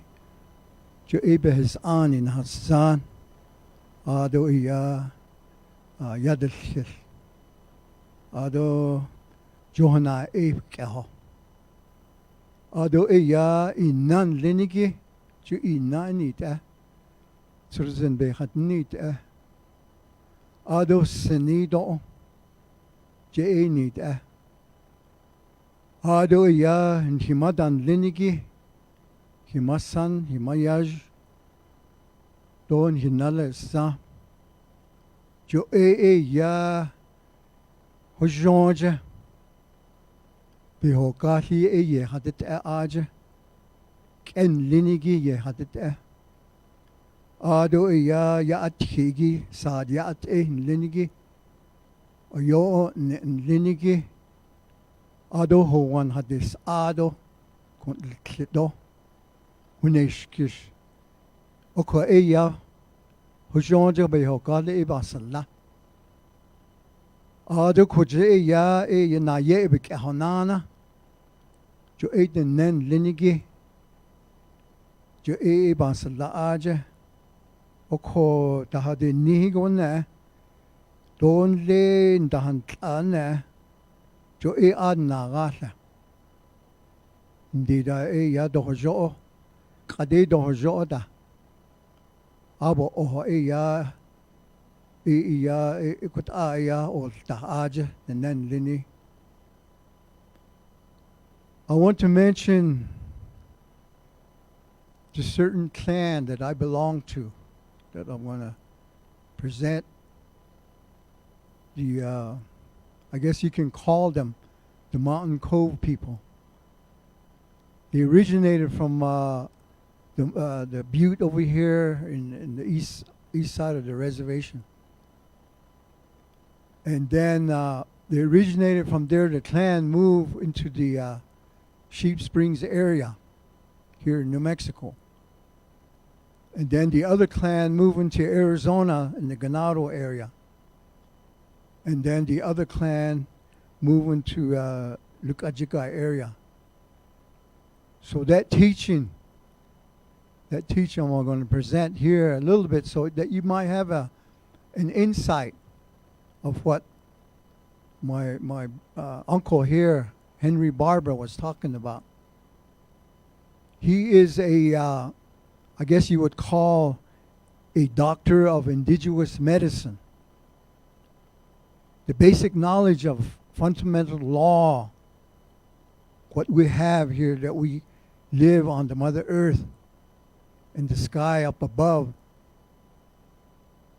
that the fundamental law of women, they are the caretaker. They have generosity. And they have that love and that care for the home. So that's our grandmothers. And our Yumasandon Hinalesa, it comes from them. And they take care of that fire that way. And they're to build the structure of the home where you come from. That's how they built that. Adoyat, the men, the testimony of men here is not, up. What their role is, protection, expression, that ceremony. But it's not there. We see that every day in the newspaper. Gallup Independent. Man abused woman. They're supposed to be a supporter in the forefront. So that's the fundamental law, the basic law of what our prophecy is all about. So that's the teaching of one of my clan that I wanted to leave here with all of you. So the testimony here about a young man that came out of the U.S. Army to come back into the community. The love for casino and the money was one of his passion. And also he had a job, a government job. And also the spirituality that he discovered within his life, the usage of purification. That's what he did. That's what he did, and that's what he was doing at the time when he won a large amount of money at a casino. And the camera saw that. Two other men approached him. They talked, they left, and was seen at the local truck stop. The camera saw that also. And he disappeared for 5 years. 5 long years. The mother, the grandmother, they prayed, and they used a fundamental law. They still yehege ya chose it. The diagnose through the traditional method services. They said he was alive here and there. In the meantime, his vehicle was found burned, destroyed. So the evidence of his vehicle was destroyed. And again, my uncle mentioned about jurisdiction. I think any Indian tribes throughout wherever we live in the country, there's jurisdictional law issues that would never come together. This morning in my recommendation, I said that I think the Navajo Nation needs to develop a memorandum of understanding or agreement to work with the local border towns, the local sheriff's department, and the FBI should know, because they have jurisdiction when their federal crime is committed. So right there, it was lost. This young man was missing for 5 years. 5 long years. Grandma was worried. She was so worried that she passed into the next world without him being found. So the law enforcement agencies, they say, oh, Navajo Nation, they belong over there. They should lead this investigation.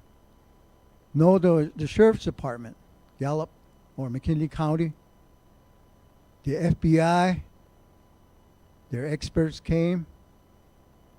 They're going to resolve that. So you know who resolved this, all of this? Found a small dog, found his skull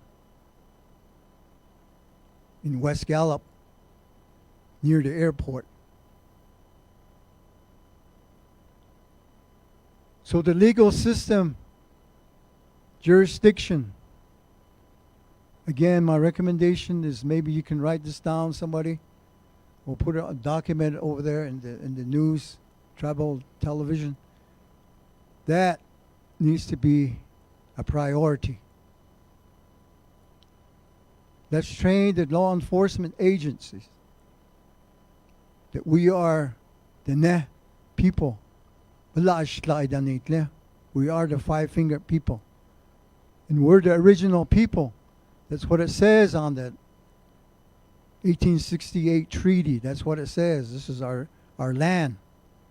So, but we're second-class citizens. Testimony supports that. This testimony I'm talking about supports that. So, kudat Shmayaj sa nini hashil to ebe hadesse. Oko the family that experienced the grief, the mourning is present, it's evident. And like I said, traditional fundamental law is a remedy to some of this treatment. So thank you for listening to this testimony. It's about politics while our people suffer. We know that story about what happened on the long walk, how the grandmothers were assassinated and how the babies were killed on that route. Today, sometimes we'll have to go back and think about that. It's been here a long, long time, over 100 years. And this other thing about sex assaults, lust, so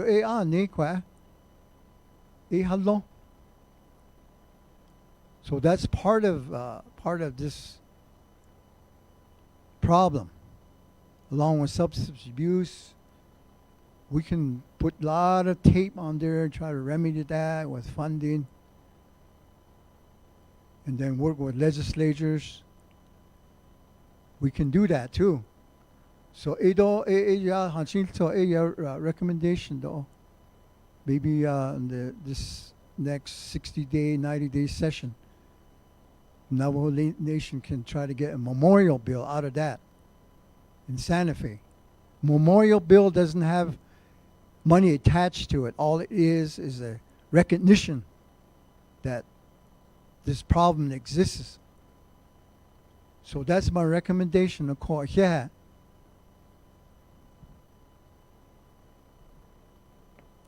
Just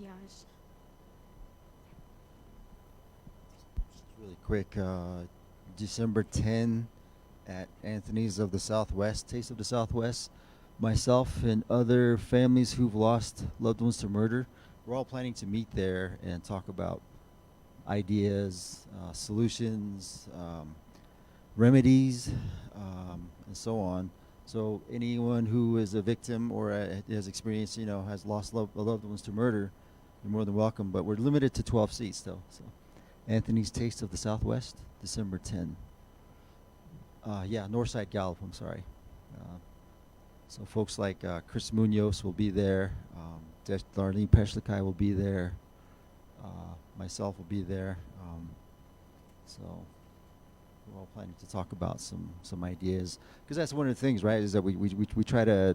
The hardest thing is trying to deal with this by yourself, in a cold room, and all you have are your thoughts and the walls, And I figure if more of us come together, who have this horrible experience, this horrible bond, we can become one voice, and that's my mission in life now, to become one voice and to help law enforcement. So that's one of the things, and also to hold law enforcement accountable as well, because we're all people, we're all equal, no one's above the law. So, and that's one thing. So, thank you. Thank you for sharing that, Donovan. That was December 10th? Yes, December 10th. Okay. Do we have anyone else who'd like to share their story? Okay.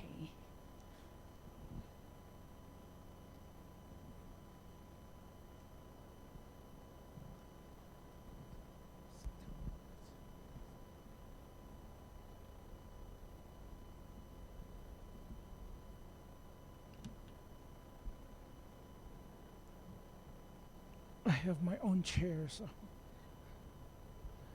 Te kwasana. Shaya khashlashninchla. Do shitsalakullo la kuya. Khashlashninchla no hatzi. Tkapae bashichin. Do kia ani eta the shitlas lagado e adot. Anate, yeah. When Hanatilia, Ato Nachini eta Chanel, Edo Le Bake Hotel Holiday at the age, Bake at the age need. That's all this year. So, from Mariano Lake, I think one thing that's very common in all of our experience with this is that we have been affected and impacted by it, that we have been traumatized by it over the decades to the point where we really don't seriously think about it anymore, that we've become jaded as a community. I come from that because I was just sitting there thinking about some of the incidents that took place around me as an individual, and I can immediately identify 3 people dying because of it. One of them was the first one that it really hit home with me, was my mother's younger sister, her grandson. So it's my mother, her sister, so she's my aunt. Her son is my brother. So my brother's son, so this young man was killed. So he was my son. We kind of knew who did it, but we could never prove it. We had his body was moved a few times, and we went and searched on our own. It was in the winter time. Sometime down a few months after it occurred, one of the neighbor's dogs, like maybe about a mile away, one of the sheepdogs brought back a bone, and it found out it was an arm bone. So the lady there pretty much knew what it was, so immediately called the police, and they came, and they couldn't really find where the bones came from, so they just left from there, and we continued searching on our own for a few more weeks, and all of a sudden the bones showed up at a place where we have already searched. So that was really odd and very strange, and we tried to tell the police, and they came and just interviewed everybody and not really dealt with it. We have a CI come around, a criminal investigator, really just not providing any information, and just kind of sort of just toss out in the middle of like an open field. So we pretty much had to wander around on our own as individuals, and then as a family and as a group. And within the community, we pretty much had to sort of look like just went astray and really didn't know how to deal with it. And every time we tried to ask the CI, we were pretty much dismissed, saying that we're working on it. And that seems to be the very common word that's being expressed. And so we have watched this person that's associated with this particular death. And the second one is my grandmother's sister's granddaughter. So again, that's a clan-wise. She was my younger sister. She was killed by the same person. We know she was killed by him, but could never really prove it. And we had the FBI involved in that one, and that person is still free. But the sad thing is that he's now living with that deceased sister's younger sister, who's going through massive abuse. And we try to dissuade her from him, but they have 2 children and very much dependent on him. So there's I know in the back of my mind back there that it's going to happen again, and there'll be the third one. Actually, the third one now has been my aunt. She lived right across the road from me, and she's my grandmother's sister's daughter. She was murdered. Well, we know who did it, and the house was set on fire when she was intoxicated, and when she passed out, and the house burned down with her. We kind of know who set the house on fire because we have a firebug in the community, and there are like 3 other houses that were burnt down. One of them was an NHA housing. At the housing, I think the police have been informed about who did that, who set that house on fire and really didn't do much, and it seems like that it's just been falling on deaf ears. And the closely related family members of these three deaths have been really trying to find out what happened, what needs to be done, who's going to be, how are they going to make these people accountable for their act and actions. And really didn't hear anything, so it's just been sort of playing a waiting game. And I think we have become too complacent about these types of things that we need to really begin asking. But the thing that the people that we're supposed to be working, I don't think are really formally trained in these, because it takes a lot of specialization on how to deal with these particular types of issues, on both in the law enforcement and also in the behavioral health programs. We're not really thoroughly and systematically trained on how to deal with these particular traumas. So I think I see that as one of them. I talk about this because all of my academic work is in cultural anthropology. I've taught at universities for 35 years, and there's multiple types of conversations that I've had talking about the European genocide, looking at Palestine and Israelis' relationship, comparing that to the American Indians' relationship with the U.S. government. And even now looking at some of the things that are taking place in Chile, in Peru, in Brazil, how those indigenous peoples are being eliminated because they're in the way of the forests, of natural resources. So those are things that has a rippling effect in my conversation with my students, and I teach just across the road. I try to, I told the students, if you show up over there, I'll give you extra credit. So I don't think that even worked. I don't see any one of them. So I encourage them. These are things that we have to write about. That every one of you in the classroom is impacted by this. It's just that it's become somewhat normal, that we have normalized it to the point where we don't react to it. It's just become sort of another matter of fact in our communities, and especially with our nation. This is something that's been going on with our tribal people for so long that we just kind of accept it, that we need to begin thinking in the other direction. Why are we continuing to be exposed to this? What do we need to do? We have a voice, and it's getting a little bit louder over the last 30 years than it used to be prior to that. And that's one thing I want to leave with you, that there's something that we can do. And I think sometimes we're just kind of left like, what is that we're supposed to do? I think just taking a step forward and begin questioning, why is this happening? Why is somebody's relative missing? Why are they missing? How did they go missing? Is there somebody's fault? Is it our fault for putting ourselves in a vulnerable position? Or is this something that is the perpetrator or whoever's stalking you? Is that pretty much their responsibility? But how do we take care of that? How do we address these issues? I think these are many of the multiple questions that we need to be asking.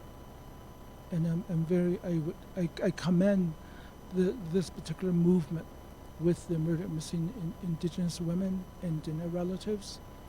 And the other one is now the trafficking that we're beginning to see, that we're hearing, but it's not going to really impact us until it directly impacts somebody in our family or that we're related to that is missing, and children are now being exploited. They're now doing it, and just shamelessly being done even by teachers now in elementary school, in exploitation of children, and in accommodating and meeting the demands and expectations of child molesters. So that's one of the other additional requirement that we need to look at in hiring teachers. Where are they coming from? Why are they doing this? So it goes beyond the usual teaching that we are used to be getting people to teach in our communities. Are they beginning to figure out what's going on in the community? Are they there to scout out the community? Or these kind of things come to mind when we get new teachers. And what is the agenda there? Are they really there to literally teach the children? So even with our various Christian organizations, they are also involved in human trafficking. And in the long time ago, they had a different agenda, and it was to really address the spiritual needs of people. Now that's no longer a priority. So the whole cultural shift is taking place in every aspect of our lives. Anyway, there's, as Amber says earlier, says that when you, especially as a teacher, when you get to the front of it, you can take the whole day. So I will leave you with that. There'll be no exam. Thank you. Thank you. And we didn't get your name, sir. My name is Wesley Thomas. Thank you, Mr. Thomas.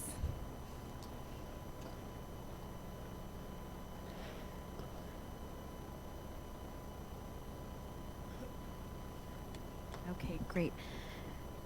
So we are going to go ahead and close out the testimony part of the agenda. I do appreciate those who shared their story, your emotions. It's very important to us, but we also hold that as sacred. And again, thank you for being brave. We do have counselors if you do need any type of assistance. And we are going to take a 15-minute break now. So we'll see you guys back at 3:15. On time this time, for real.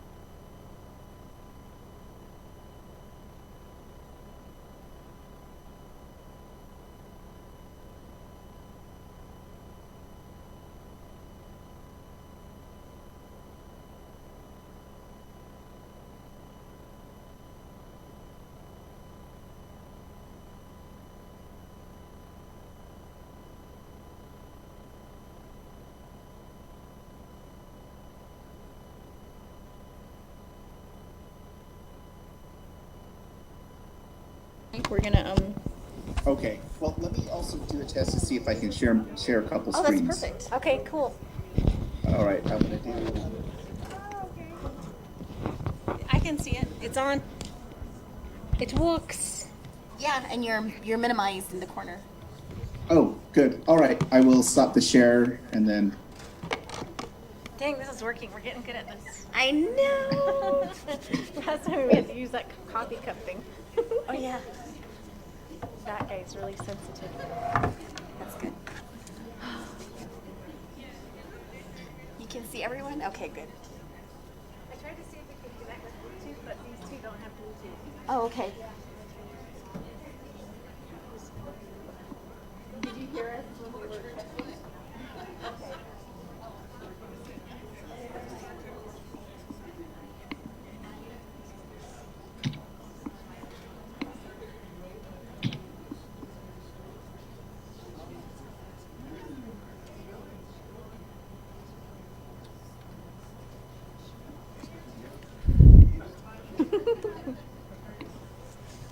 I'm gonna turn your audio off for a little while, okay? Okay. And then I'll turn it back on when it's time, because it's really Okay. loud.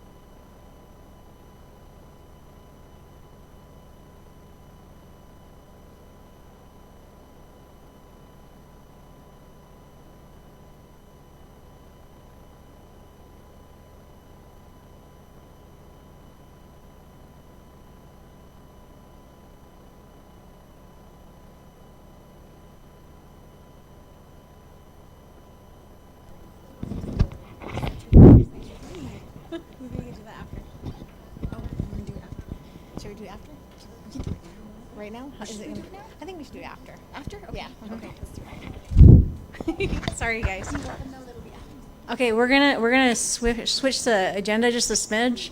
We're gonna do the recentering exercise after Moroni speaks. So right now we have. Could everybody go ahead and take a seat? We have Moroni Benali from Restoring Ancestral Winds from Salt Lake City, Utah. Here is Moroni. Hello, Yate. If you can hear me, wave your hands. Biga hey. My name is Moroni. Nashashin Slido Batani Bashishin do Torhane Dashe do Tabahe Dashnilla. Ayesen lay Totli Content Nasha. Right now, I work for Restoring Ancestral Winds. It's a tribal coalition that covers covers a Great Basin tribes, and so we focus a lot of our efforts in the in Utah. And one of the things that we've been working on at Restoring Ancestral Winds is really looking at the connection between natural resource extraction and how that plays into trafficking on the pathway to one becoming either being murdered or going missing. And we're looking at these different pathways. And so this is the presentation that we have. So let me.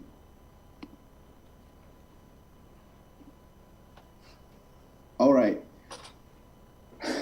I hope you can still see me. So this presentation is going to be focusing on a recent report that was published, that's in the final stages with a group out in Eastern Navajo and with Dr. Herbert Benali, a researcher. And so I've been helping here and there with this report. And so I'm going to just kind of go through this report with you and show you some of the key findings. But before that, I wanted to just talk a little bit, give a little bit background on just what fracking is specifically and oil drilling. In the last 2 decades, in the last decade specifically, I guess they called them the tens, there was a huge boom in fracking in the Eastern Asian Sea, and so it brought a lot of money. And as many of you know, that eastern part of the Navajo Nation has a lot of different types of land tenure, different types of land leasing schemes that can allow fracking or drilling to happen. And so anyways, so if you don't know what fracking is, it's basically a type of drilling that kind of goes horizontal like that. And then it just puts like all these fluids in that builds pressures on the rocks, and it cracks the rocks. And then the oil and gas are able to be released. But what ends up happening is oftentimes those chemicals that are used seep into groundwater supplies, and sometimes they can become contaminated. But in order to do this, huge natural resource extraction companies will come in, or smaller ones, whatever, will come into these really rural areas and set up man camps or small boom towns that are supposed to take care of the workforce, which are usually just men. And what ends up happening is there's a lot of it's been correlated with a lot of alcohol use, a lot of drug use. Some of this has been connected with labor trafficking, sex trafficking, drug trafficking. And so given that, we wanted to know, well, what is the overall impact of fracturing? And one of the things that popped out of this study, of this report, was really, there was specific attention, statistically significant attention to the connection between fracking and trafficking. But before I get into that, I want to just talk a little bit about some of the pathways to murdered and missing Diné relatives. And this is the trafficking route is just one of the many different ways that the many pathways that lead into this crisis that we're facing in the Navajo Nation. And oftentimes it sort of results from some sort of stress. You can see that we start with some sort of distress, like the tribe is not capable of providing enough economic resources or economic development.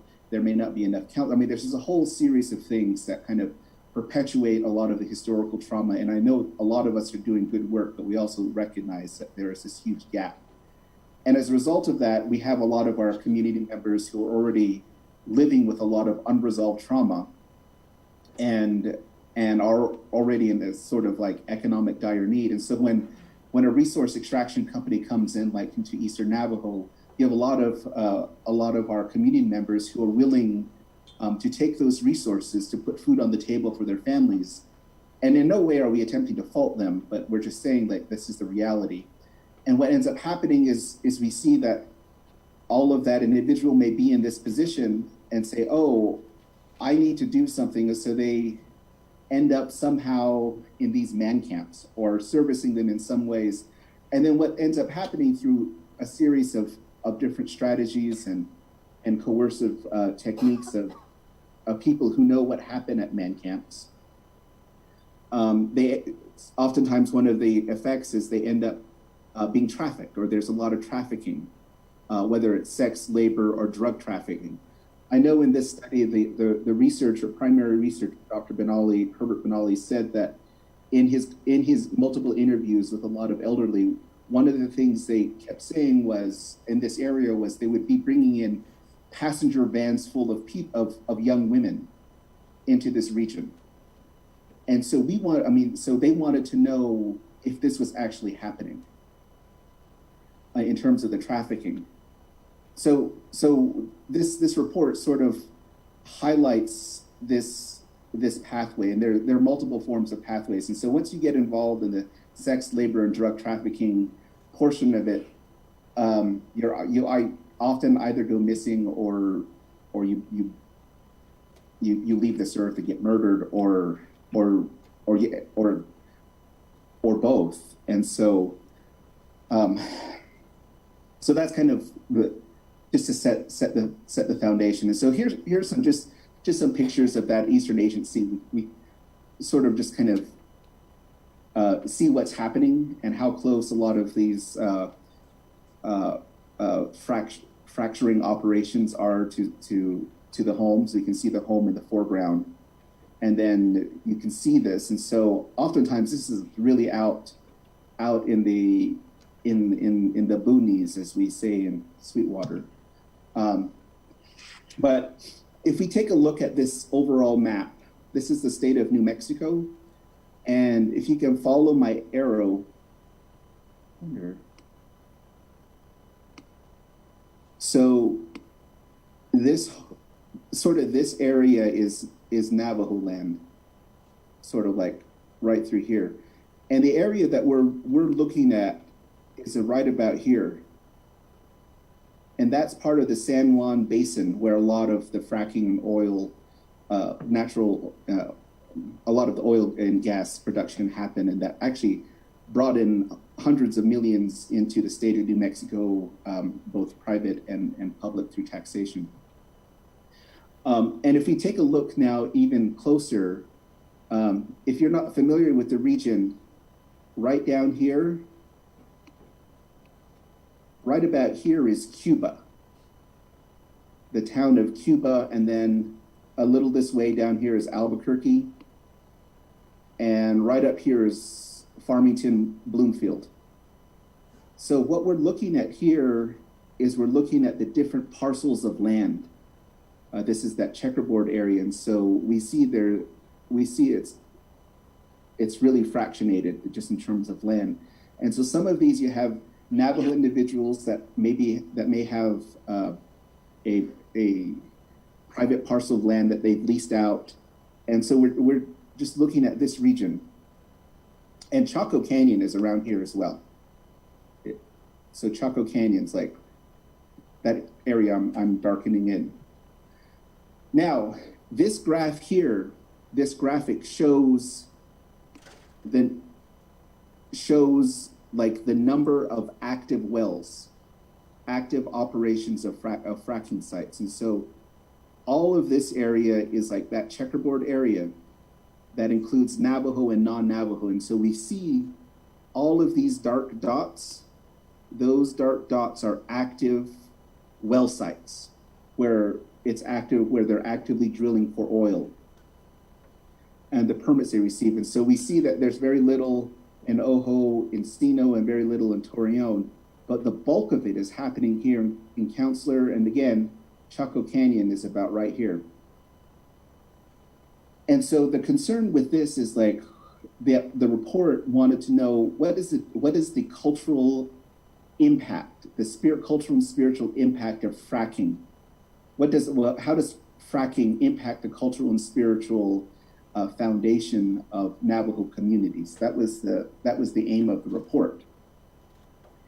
And so what ended up happening with that report is they found out of some 40 questions, 40 different variables, if you will, that fracking, that trafficking, sex, drug, and labor popped up as a statistically significant variable, meaning that there was a correlation that we're finding that fracking and human trafficking were actually connected in some way in this region.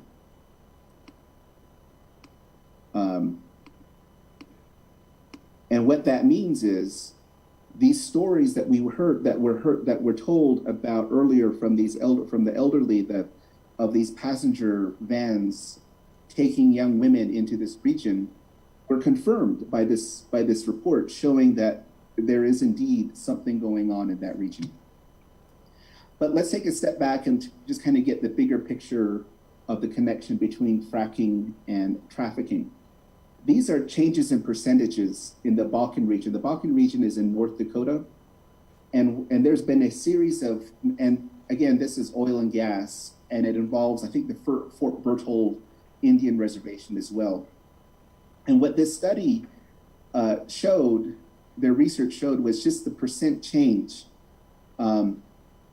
between the fracking, the non-fracking period and the fracking period.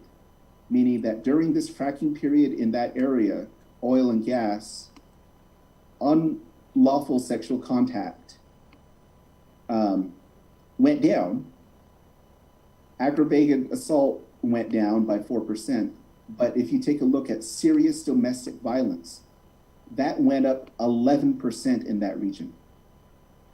And what they isolated that was a result of the oil and gas. And part of it is you have these young men in these very rural areas that are starting to experiment, maybe for the first time in their lives, doing drugs. There's a lot of heavy drinking involved. And they're just, I'm trying to think of the best word that the literature described it.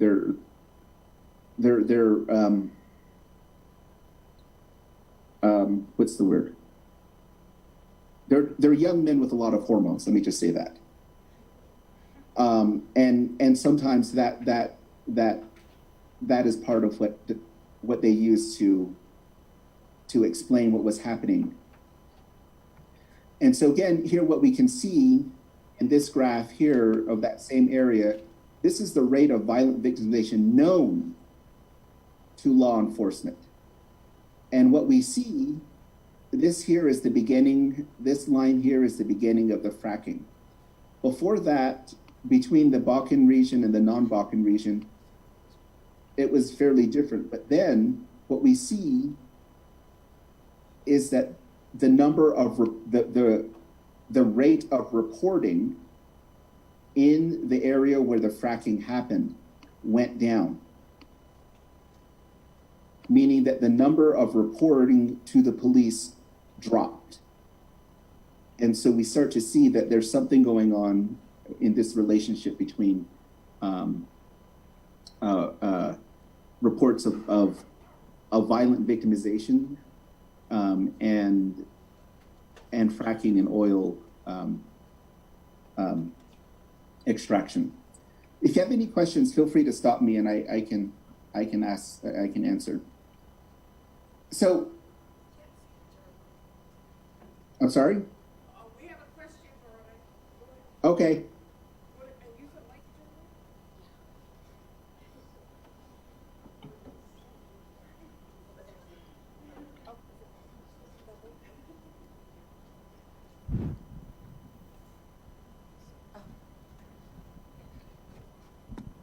Yes. One of them is, has anybody ever initially, because we're, again, one of the individuals, one of the possibilities is, oh, I'm Jeremiah, by the way, professor of psychology, Diné College. So how you guys doing?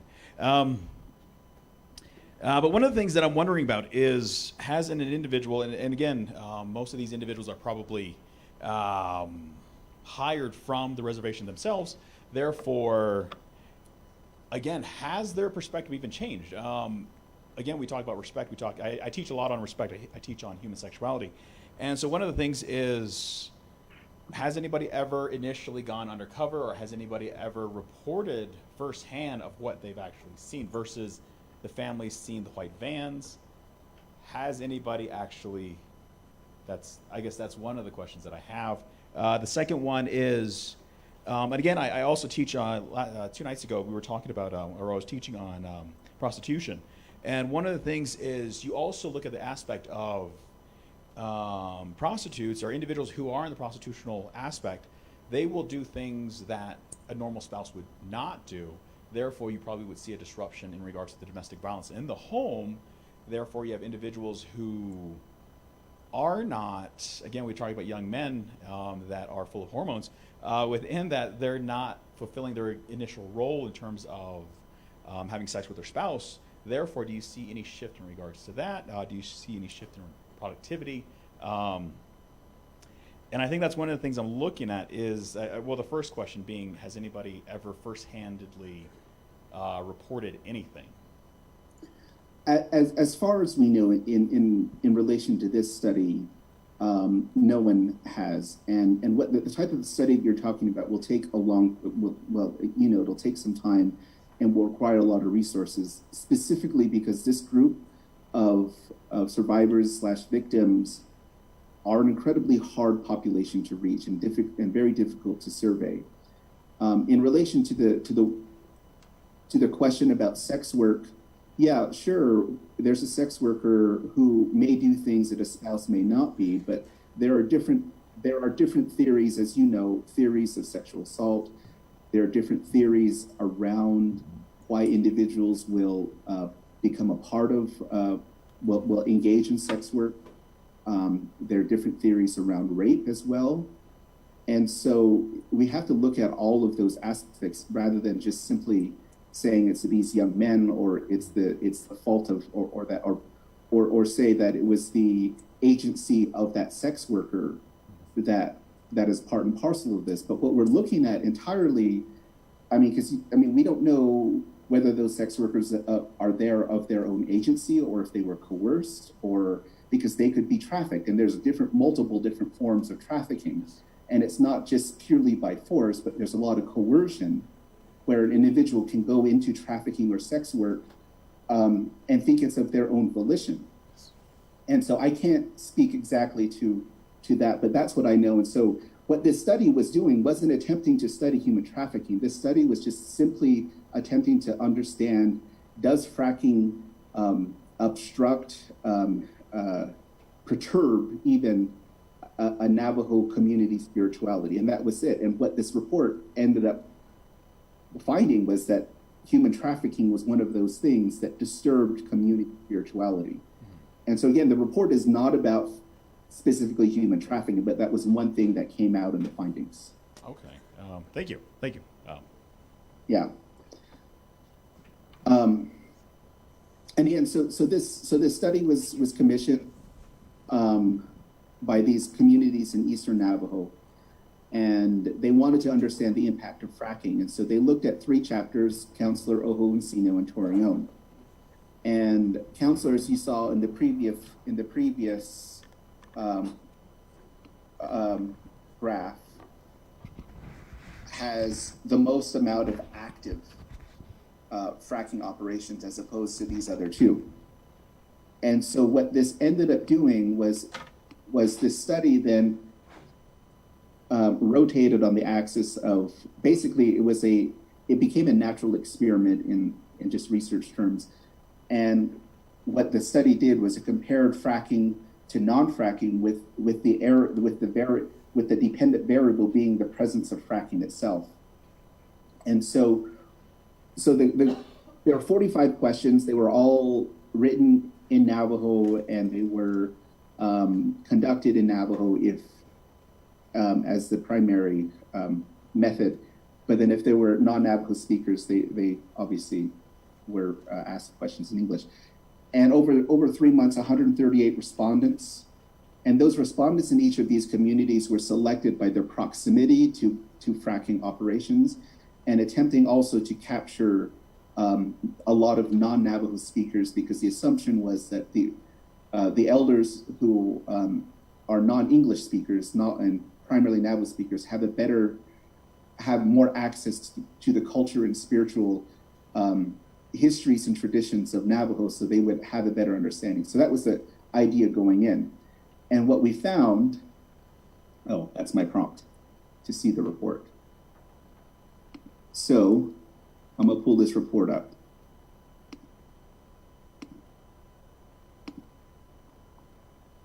Can you see that?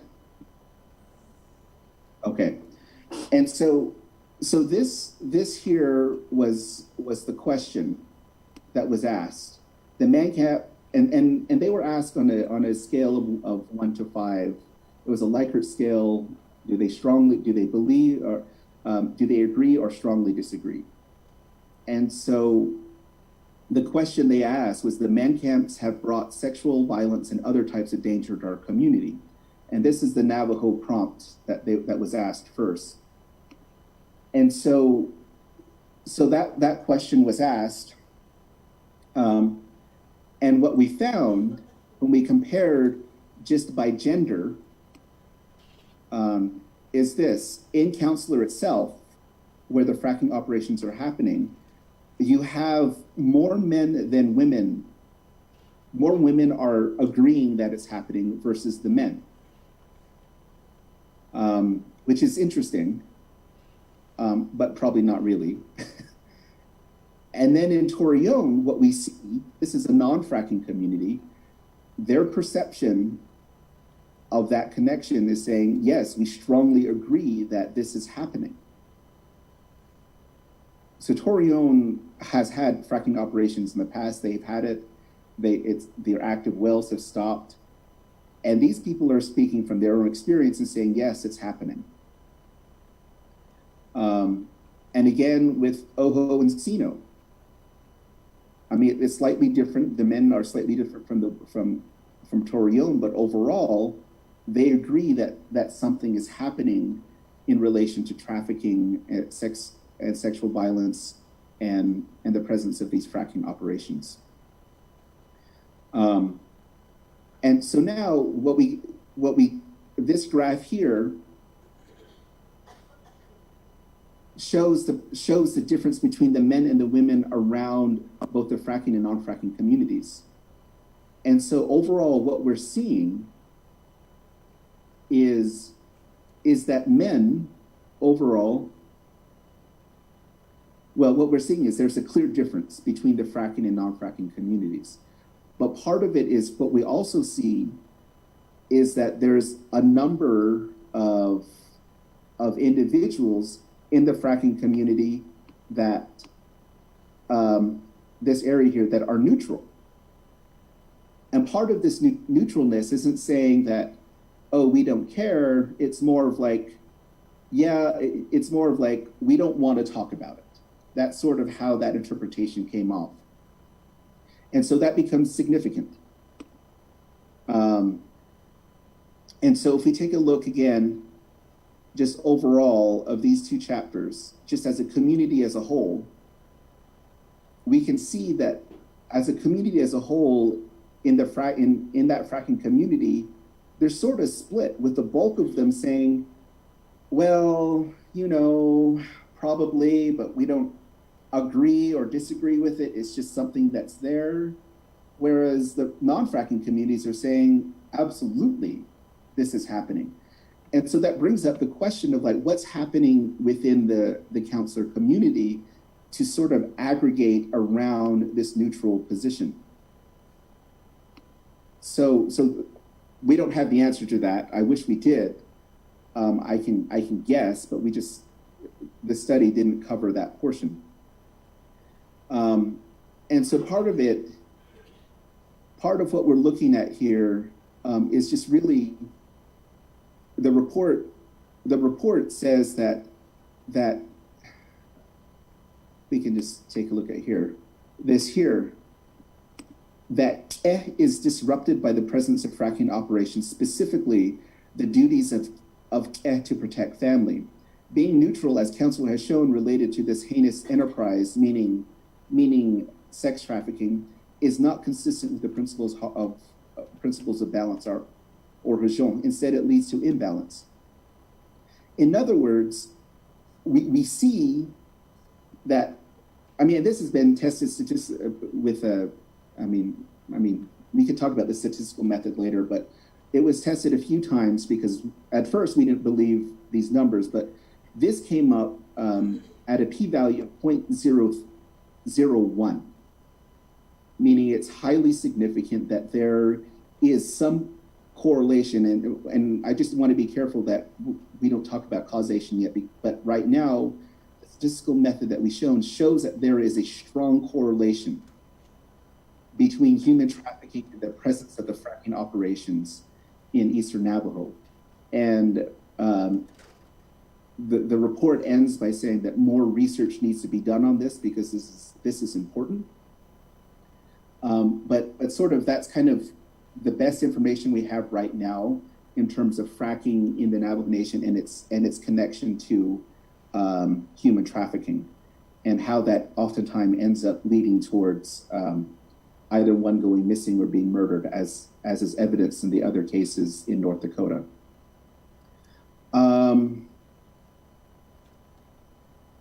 I think that's about it with this report. Any questions?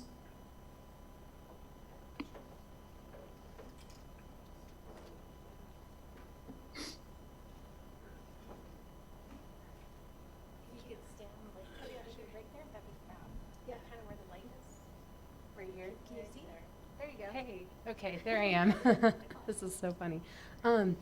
So I wanted to quickly say I just looked up human trafficking, fracking news articles, and there's one the NPR did on the Bakken region where they literally went into a bar and talked to people, and they were like, yeah, there's a ton of prostitution here. The guys come in from the oil field and find prostitutes. So I know you showed the statistics that we're relating those connections, but I just wanted to share that there is, that's pretty good anecdotal proof. And if it's happening there, you would expect it to be happening in wherever there's man camps. Right. And then my second question, well, my actual question is, I know you were focusing on the San Juan Basin, specifically in New Mexico. Does this extend up into Utah at all? The fracking, not the study. Oh, absolutely. Yeah, there are. Right now, the Navajo Nation portion in Arizona has a larger fracking potential than Eastern Navajo, and there is fracking operations that will be happening in southern Utah that may impact the Navajo Nation as well. But this study specifically just focused on those 3 chapters. Okay. Sorry, you said the fracking may be happening in Utah. I know this is outside of the study, but I know you're in Utah. Right. So do you know if there are these types of operations with the camps there currently in southern Utah in the basin? Or? Not yet. Okay. But cool. but we're looking at how the president, the current president of the president's administration right now is handling that, especially with BLM. But we're looking at that just and hoping to sort of intervene with a set of policy recommendations to make sure this type of these types of crimes don't happen. Okay, thank you so much. Yeah. Yeah.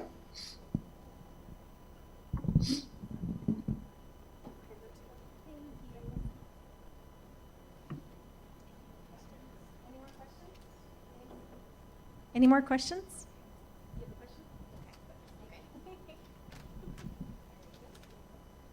Let me get in line of vision of Moroni. Do you see me? Hey, Moroni. So Moroni has also been a part of our working group, more a satellite involvement because he is all the way out in Salt Lake City. But thank you for the presentation. We truly appreciate it. Another part of that, he also started out with me in the Navajo Nation Sexual Violence Prevention Working Group, where we actually initiated a project for the Navajo Nation's first human trafficking white paper, which is finally in the final stages of editing, and that will be launched as soon as we present it to Navajo leadership in December. And then we hope to have a public symposium for that report, hopefully the beginning of 2020. So we did look at a lot of the information that was not only provided by some of the information we get from our law enforcement and state agencies and federal agencies, but we were able to also include some of the MMDR information. So this human trafficking initiative we started in 2016. I myself have carried out the human trafficking training for Navajo law enforcement. This past academy, I was able to provide that to them. And then of course through the leadership of Council Delegate Nathaniel Brown and Delegate Crotty, the Navajo Nation was able to pass the Navajo Nation's human trafficking law. So because of that, and it just took one person trained in social services to recognize what trafficking was.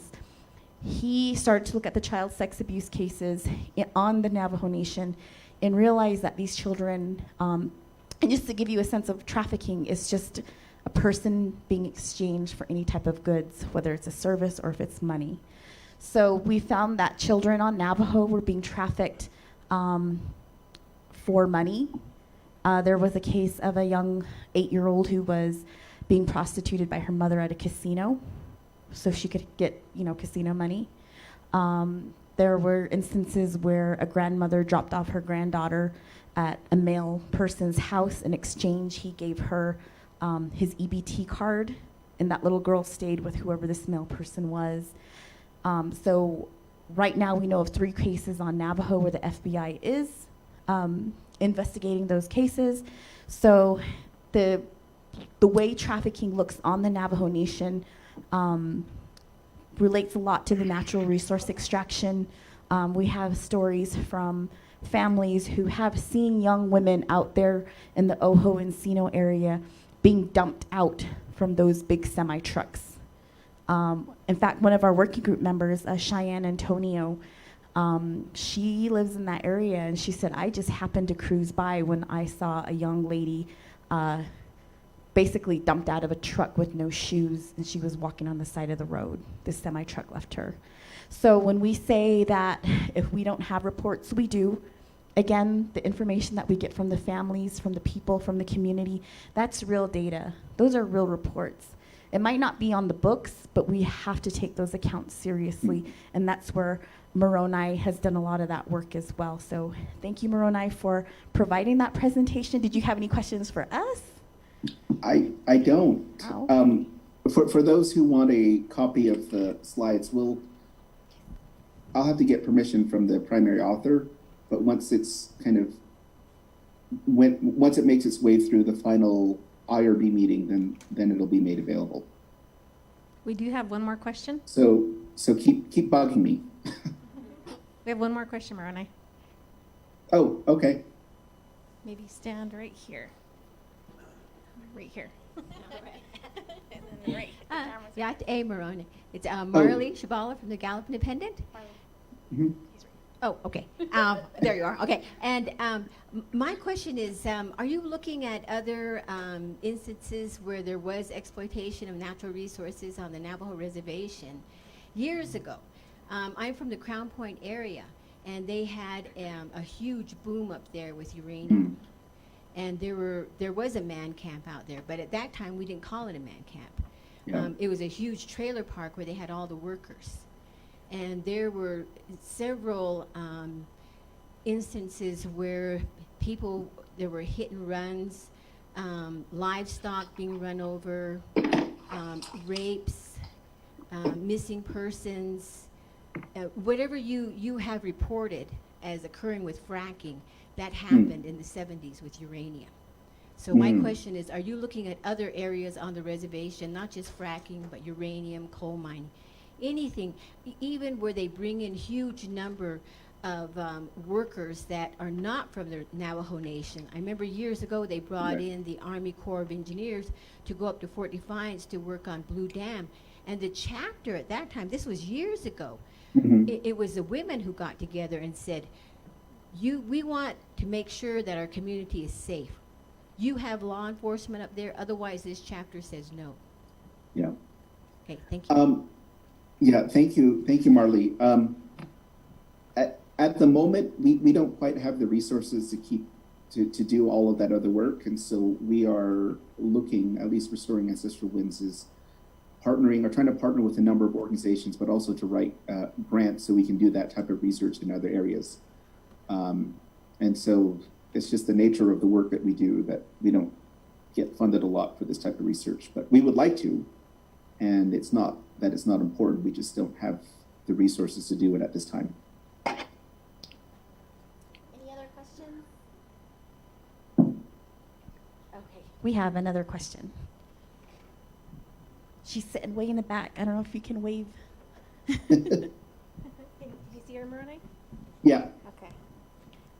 My question is, I was just wondering what if law enforcement from the different agencies are doing anything, like federal, state, and even tribal, with these companies that are, coming onto the reservation and drilling, if they're, if there's alcohol and drugs, and then with reports of human trafficking occurring where these man camps are, what are they doing to try to hold them accountable for the criminal activity that they're doing?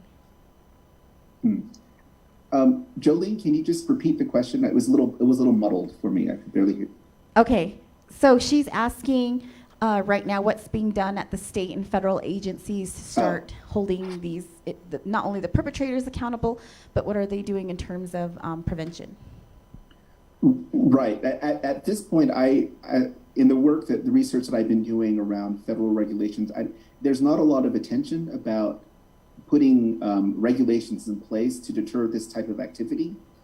And so that's one of the things that Restoring Ancestral Winds, at least I'm trying to do, is figure out how can tribal coalitions and tribes start interfacing with the development of mining regulations and mining protocol when they come to reservations or near reservations to minimize or even just eliminate this type of activity.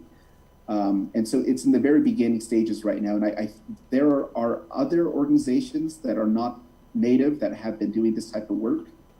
But as far as I know, I haven't seen any real substantive work or any sort of policy development around Native people and fracking and sex trafficking.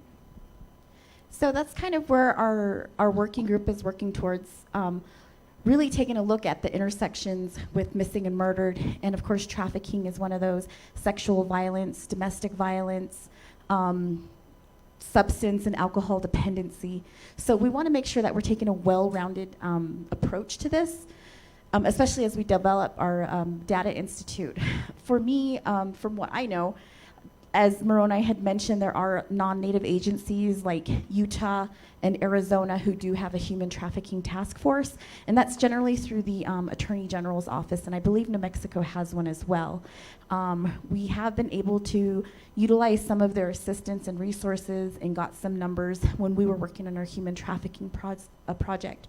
At the federal level, I do know the Government Accountability Office did create a report regarding trafficking and its effects within Indian country, but that was more of like a broad picture of the information that they collected through their federal agencies, from US DOJ, from FBI, how much of it involved actual tribal data from the tribes themselves. We're not quite sure. It's a really thick report, but I can also, if you guys are requesting any information, if you guys send me an email at navajommdr@gmail.com, I can email that report as well on trafficking. Any other questions? Okay, well, thank you, Moroni. We miss you. Thank you. Thank you for providing the presentation. Take care. We'll see you soon. Okay, thank you. Bye. Bye.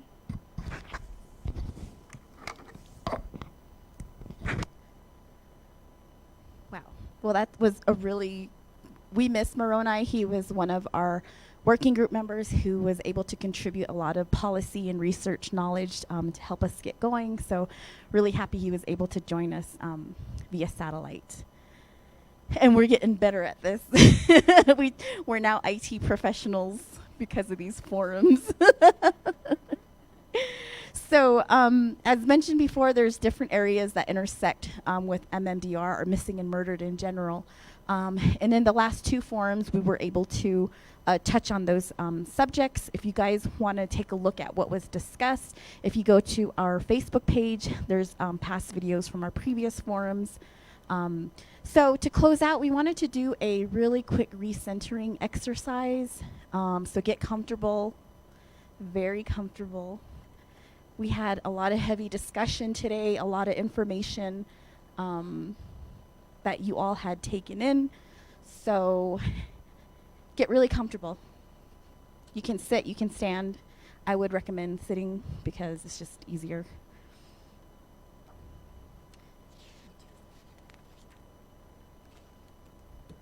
Everybody ready? Uncross your arms. Close your eyes.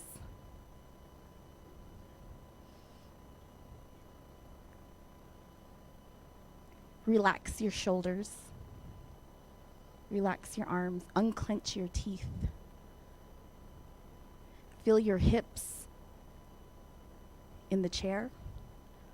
Feel your weight pushing down on the chair.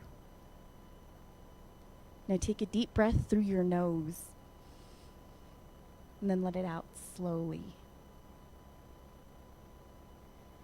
Take another deep breath. Make sure to keep your shoulders and your hips relaxed.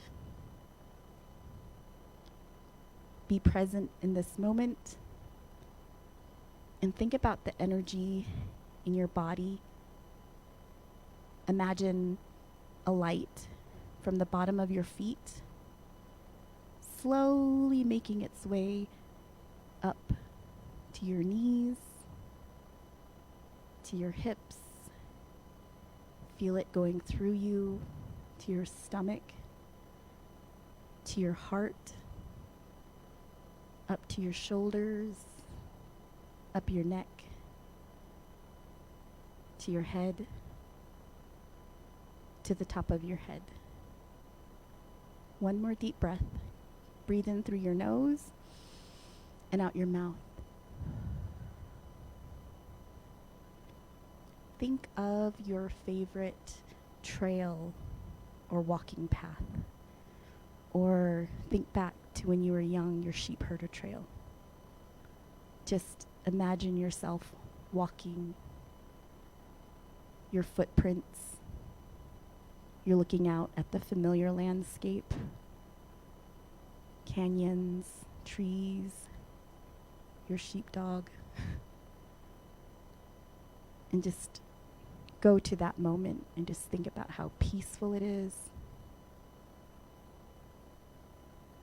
Maybe you hear the sheep bells, or you hear the birds. And then think of your path in front of you. Just walking, and just be present in that moment.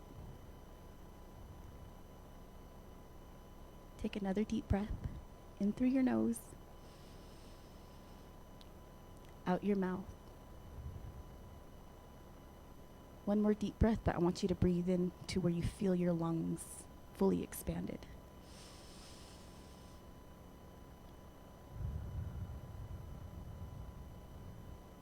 and open your eyes. Thank you all for coming. We will see you all tomorrow. The action begins. Good discussion is going to happen tomorrow. So you all will get a chance to put in your 2 cents, and that's what we're looking forward to. So have a safe evening, and we'll see you guys.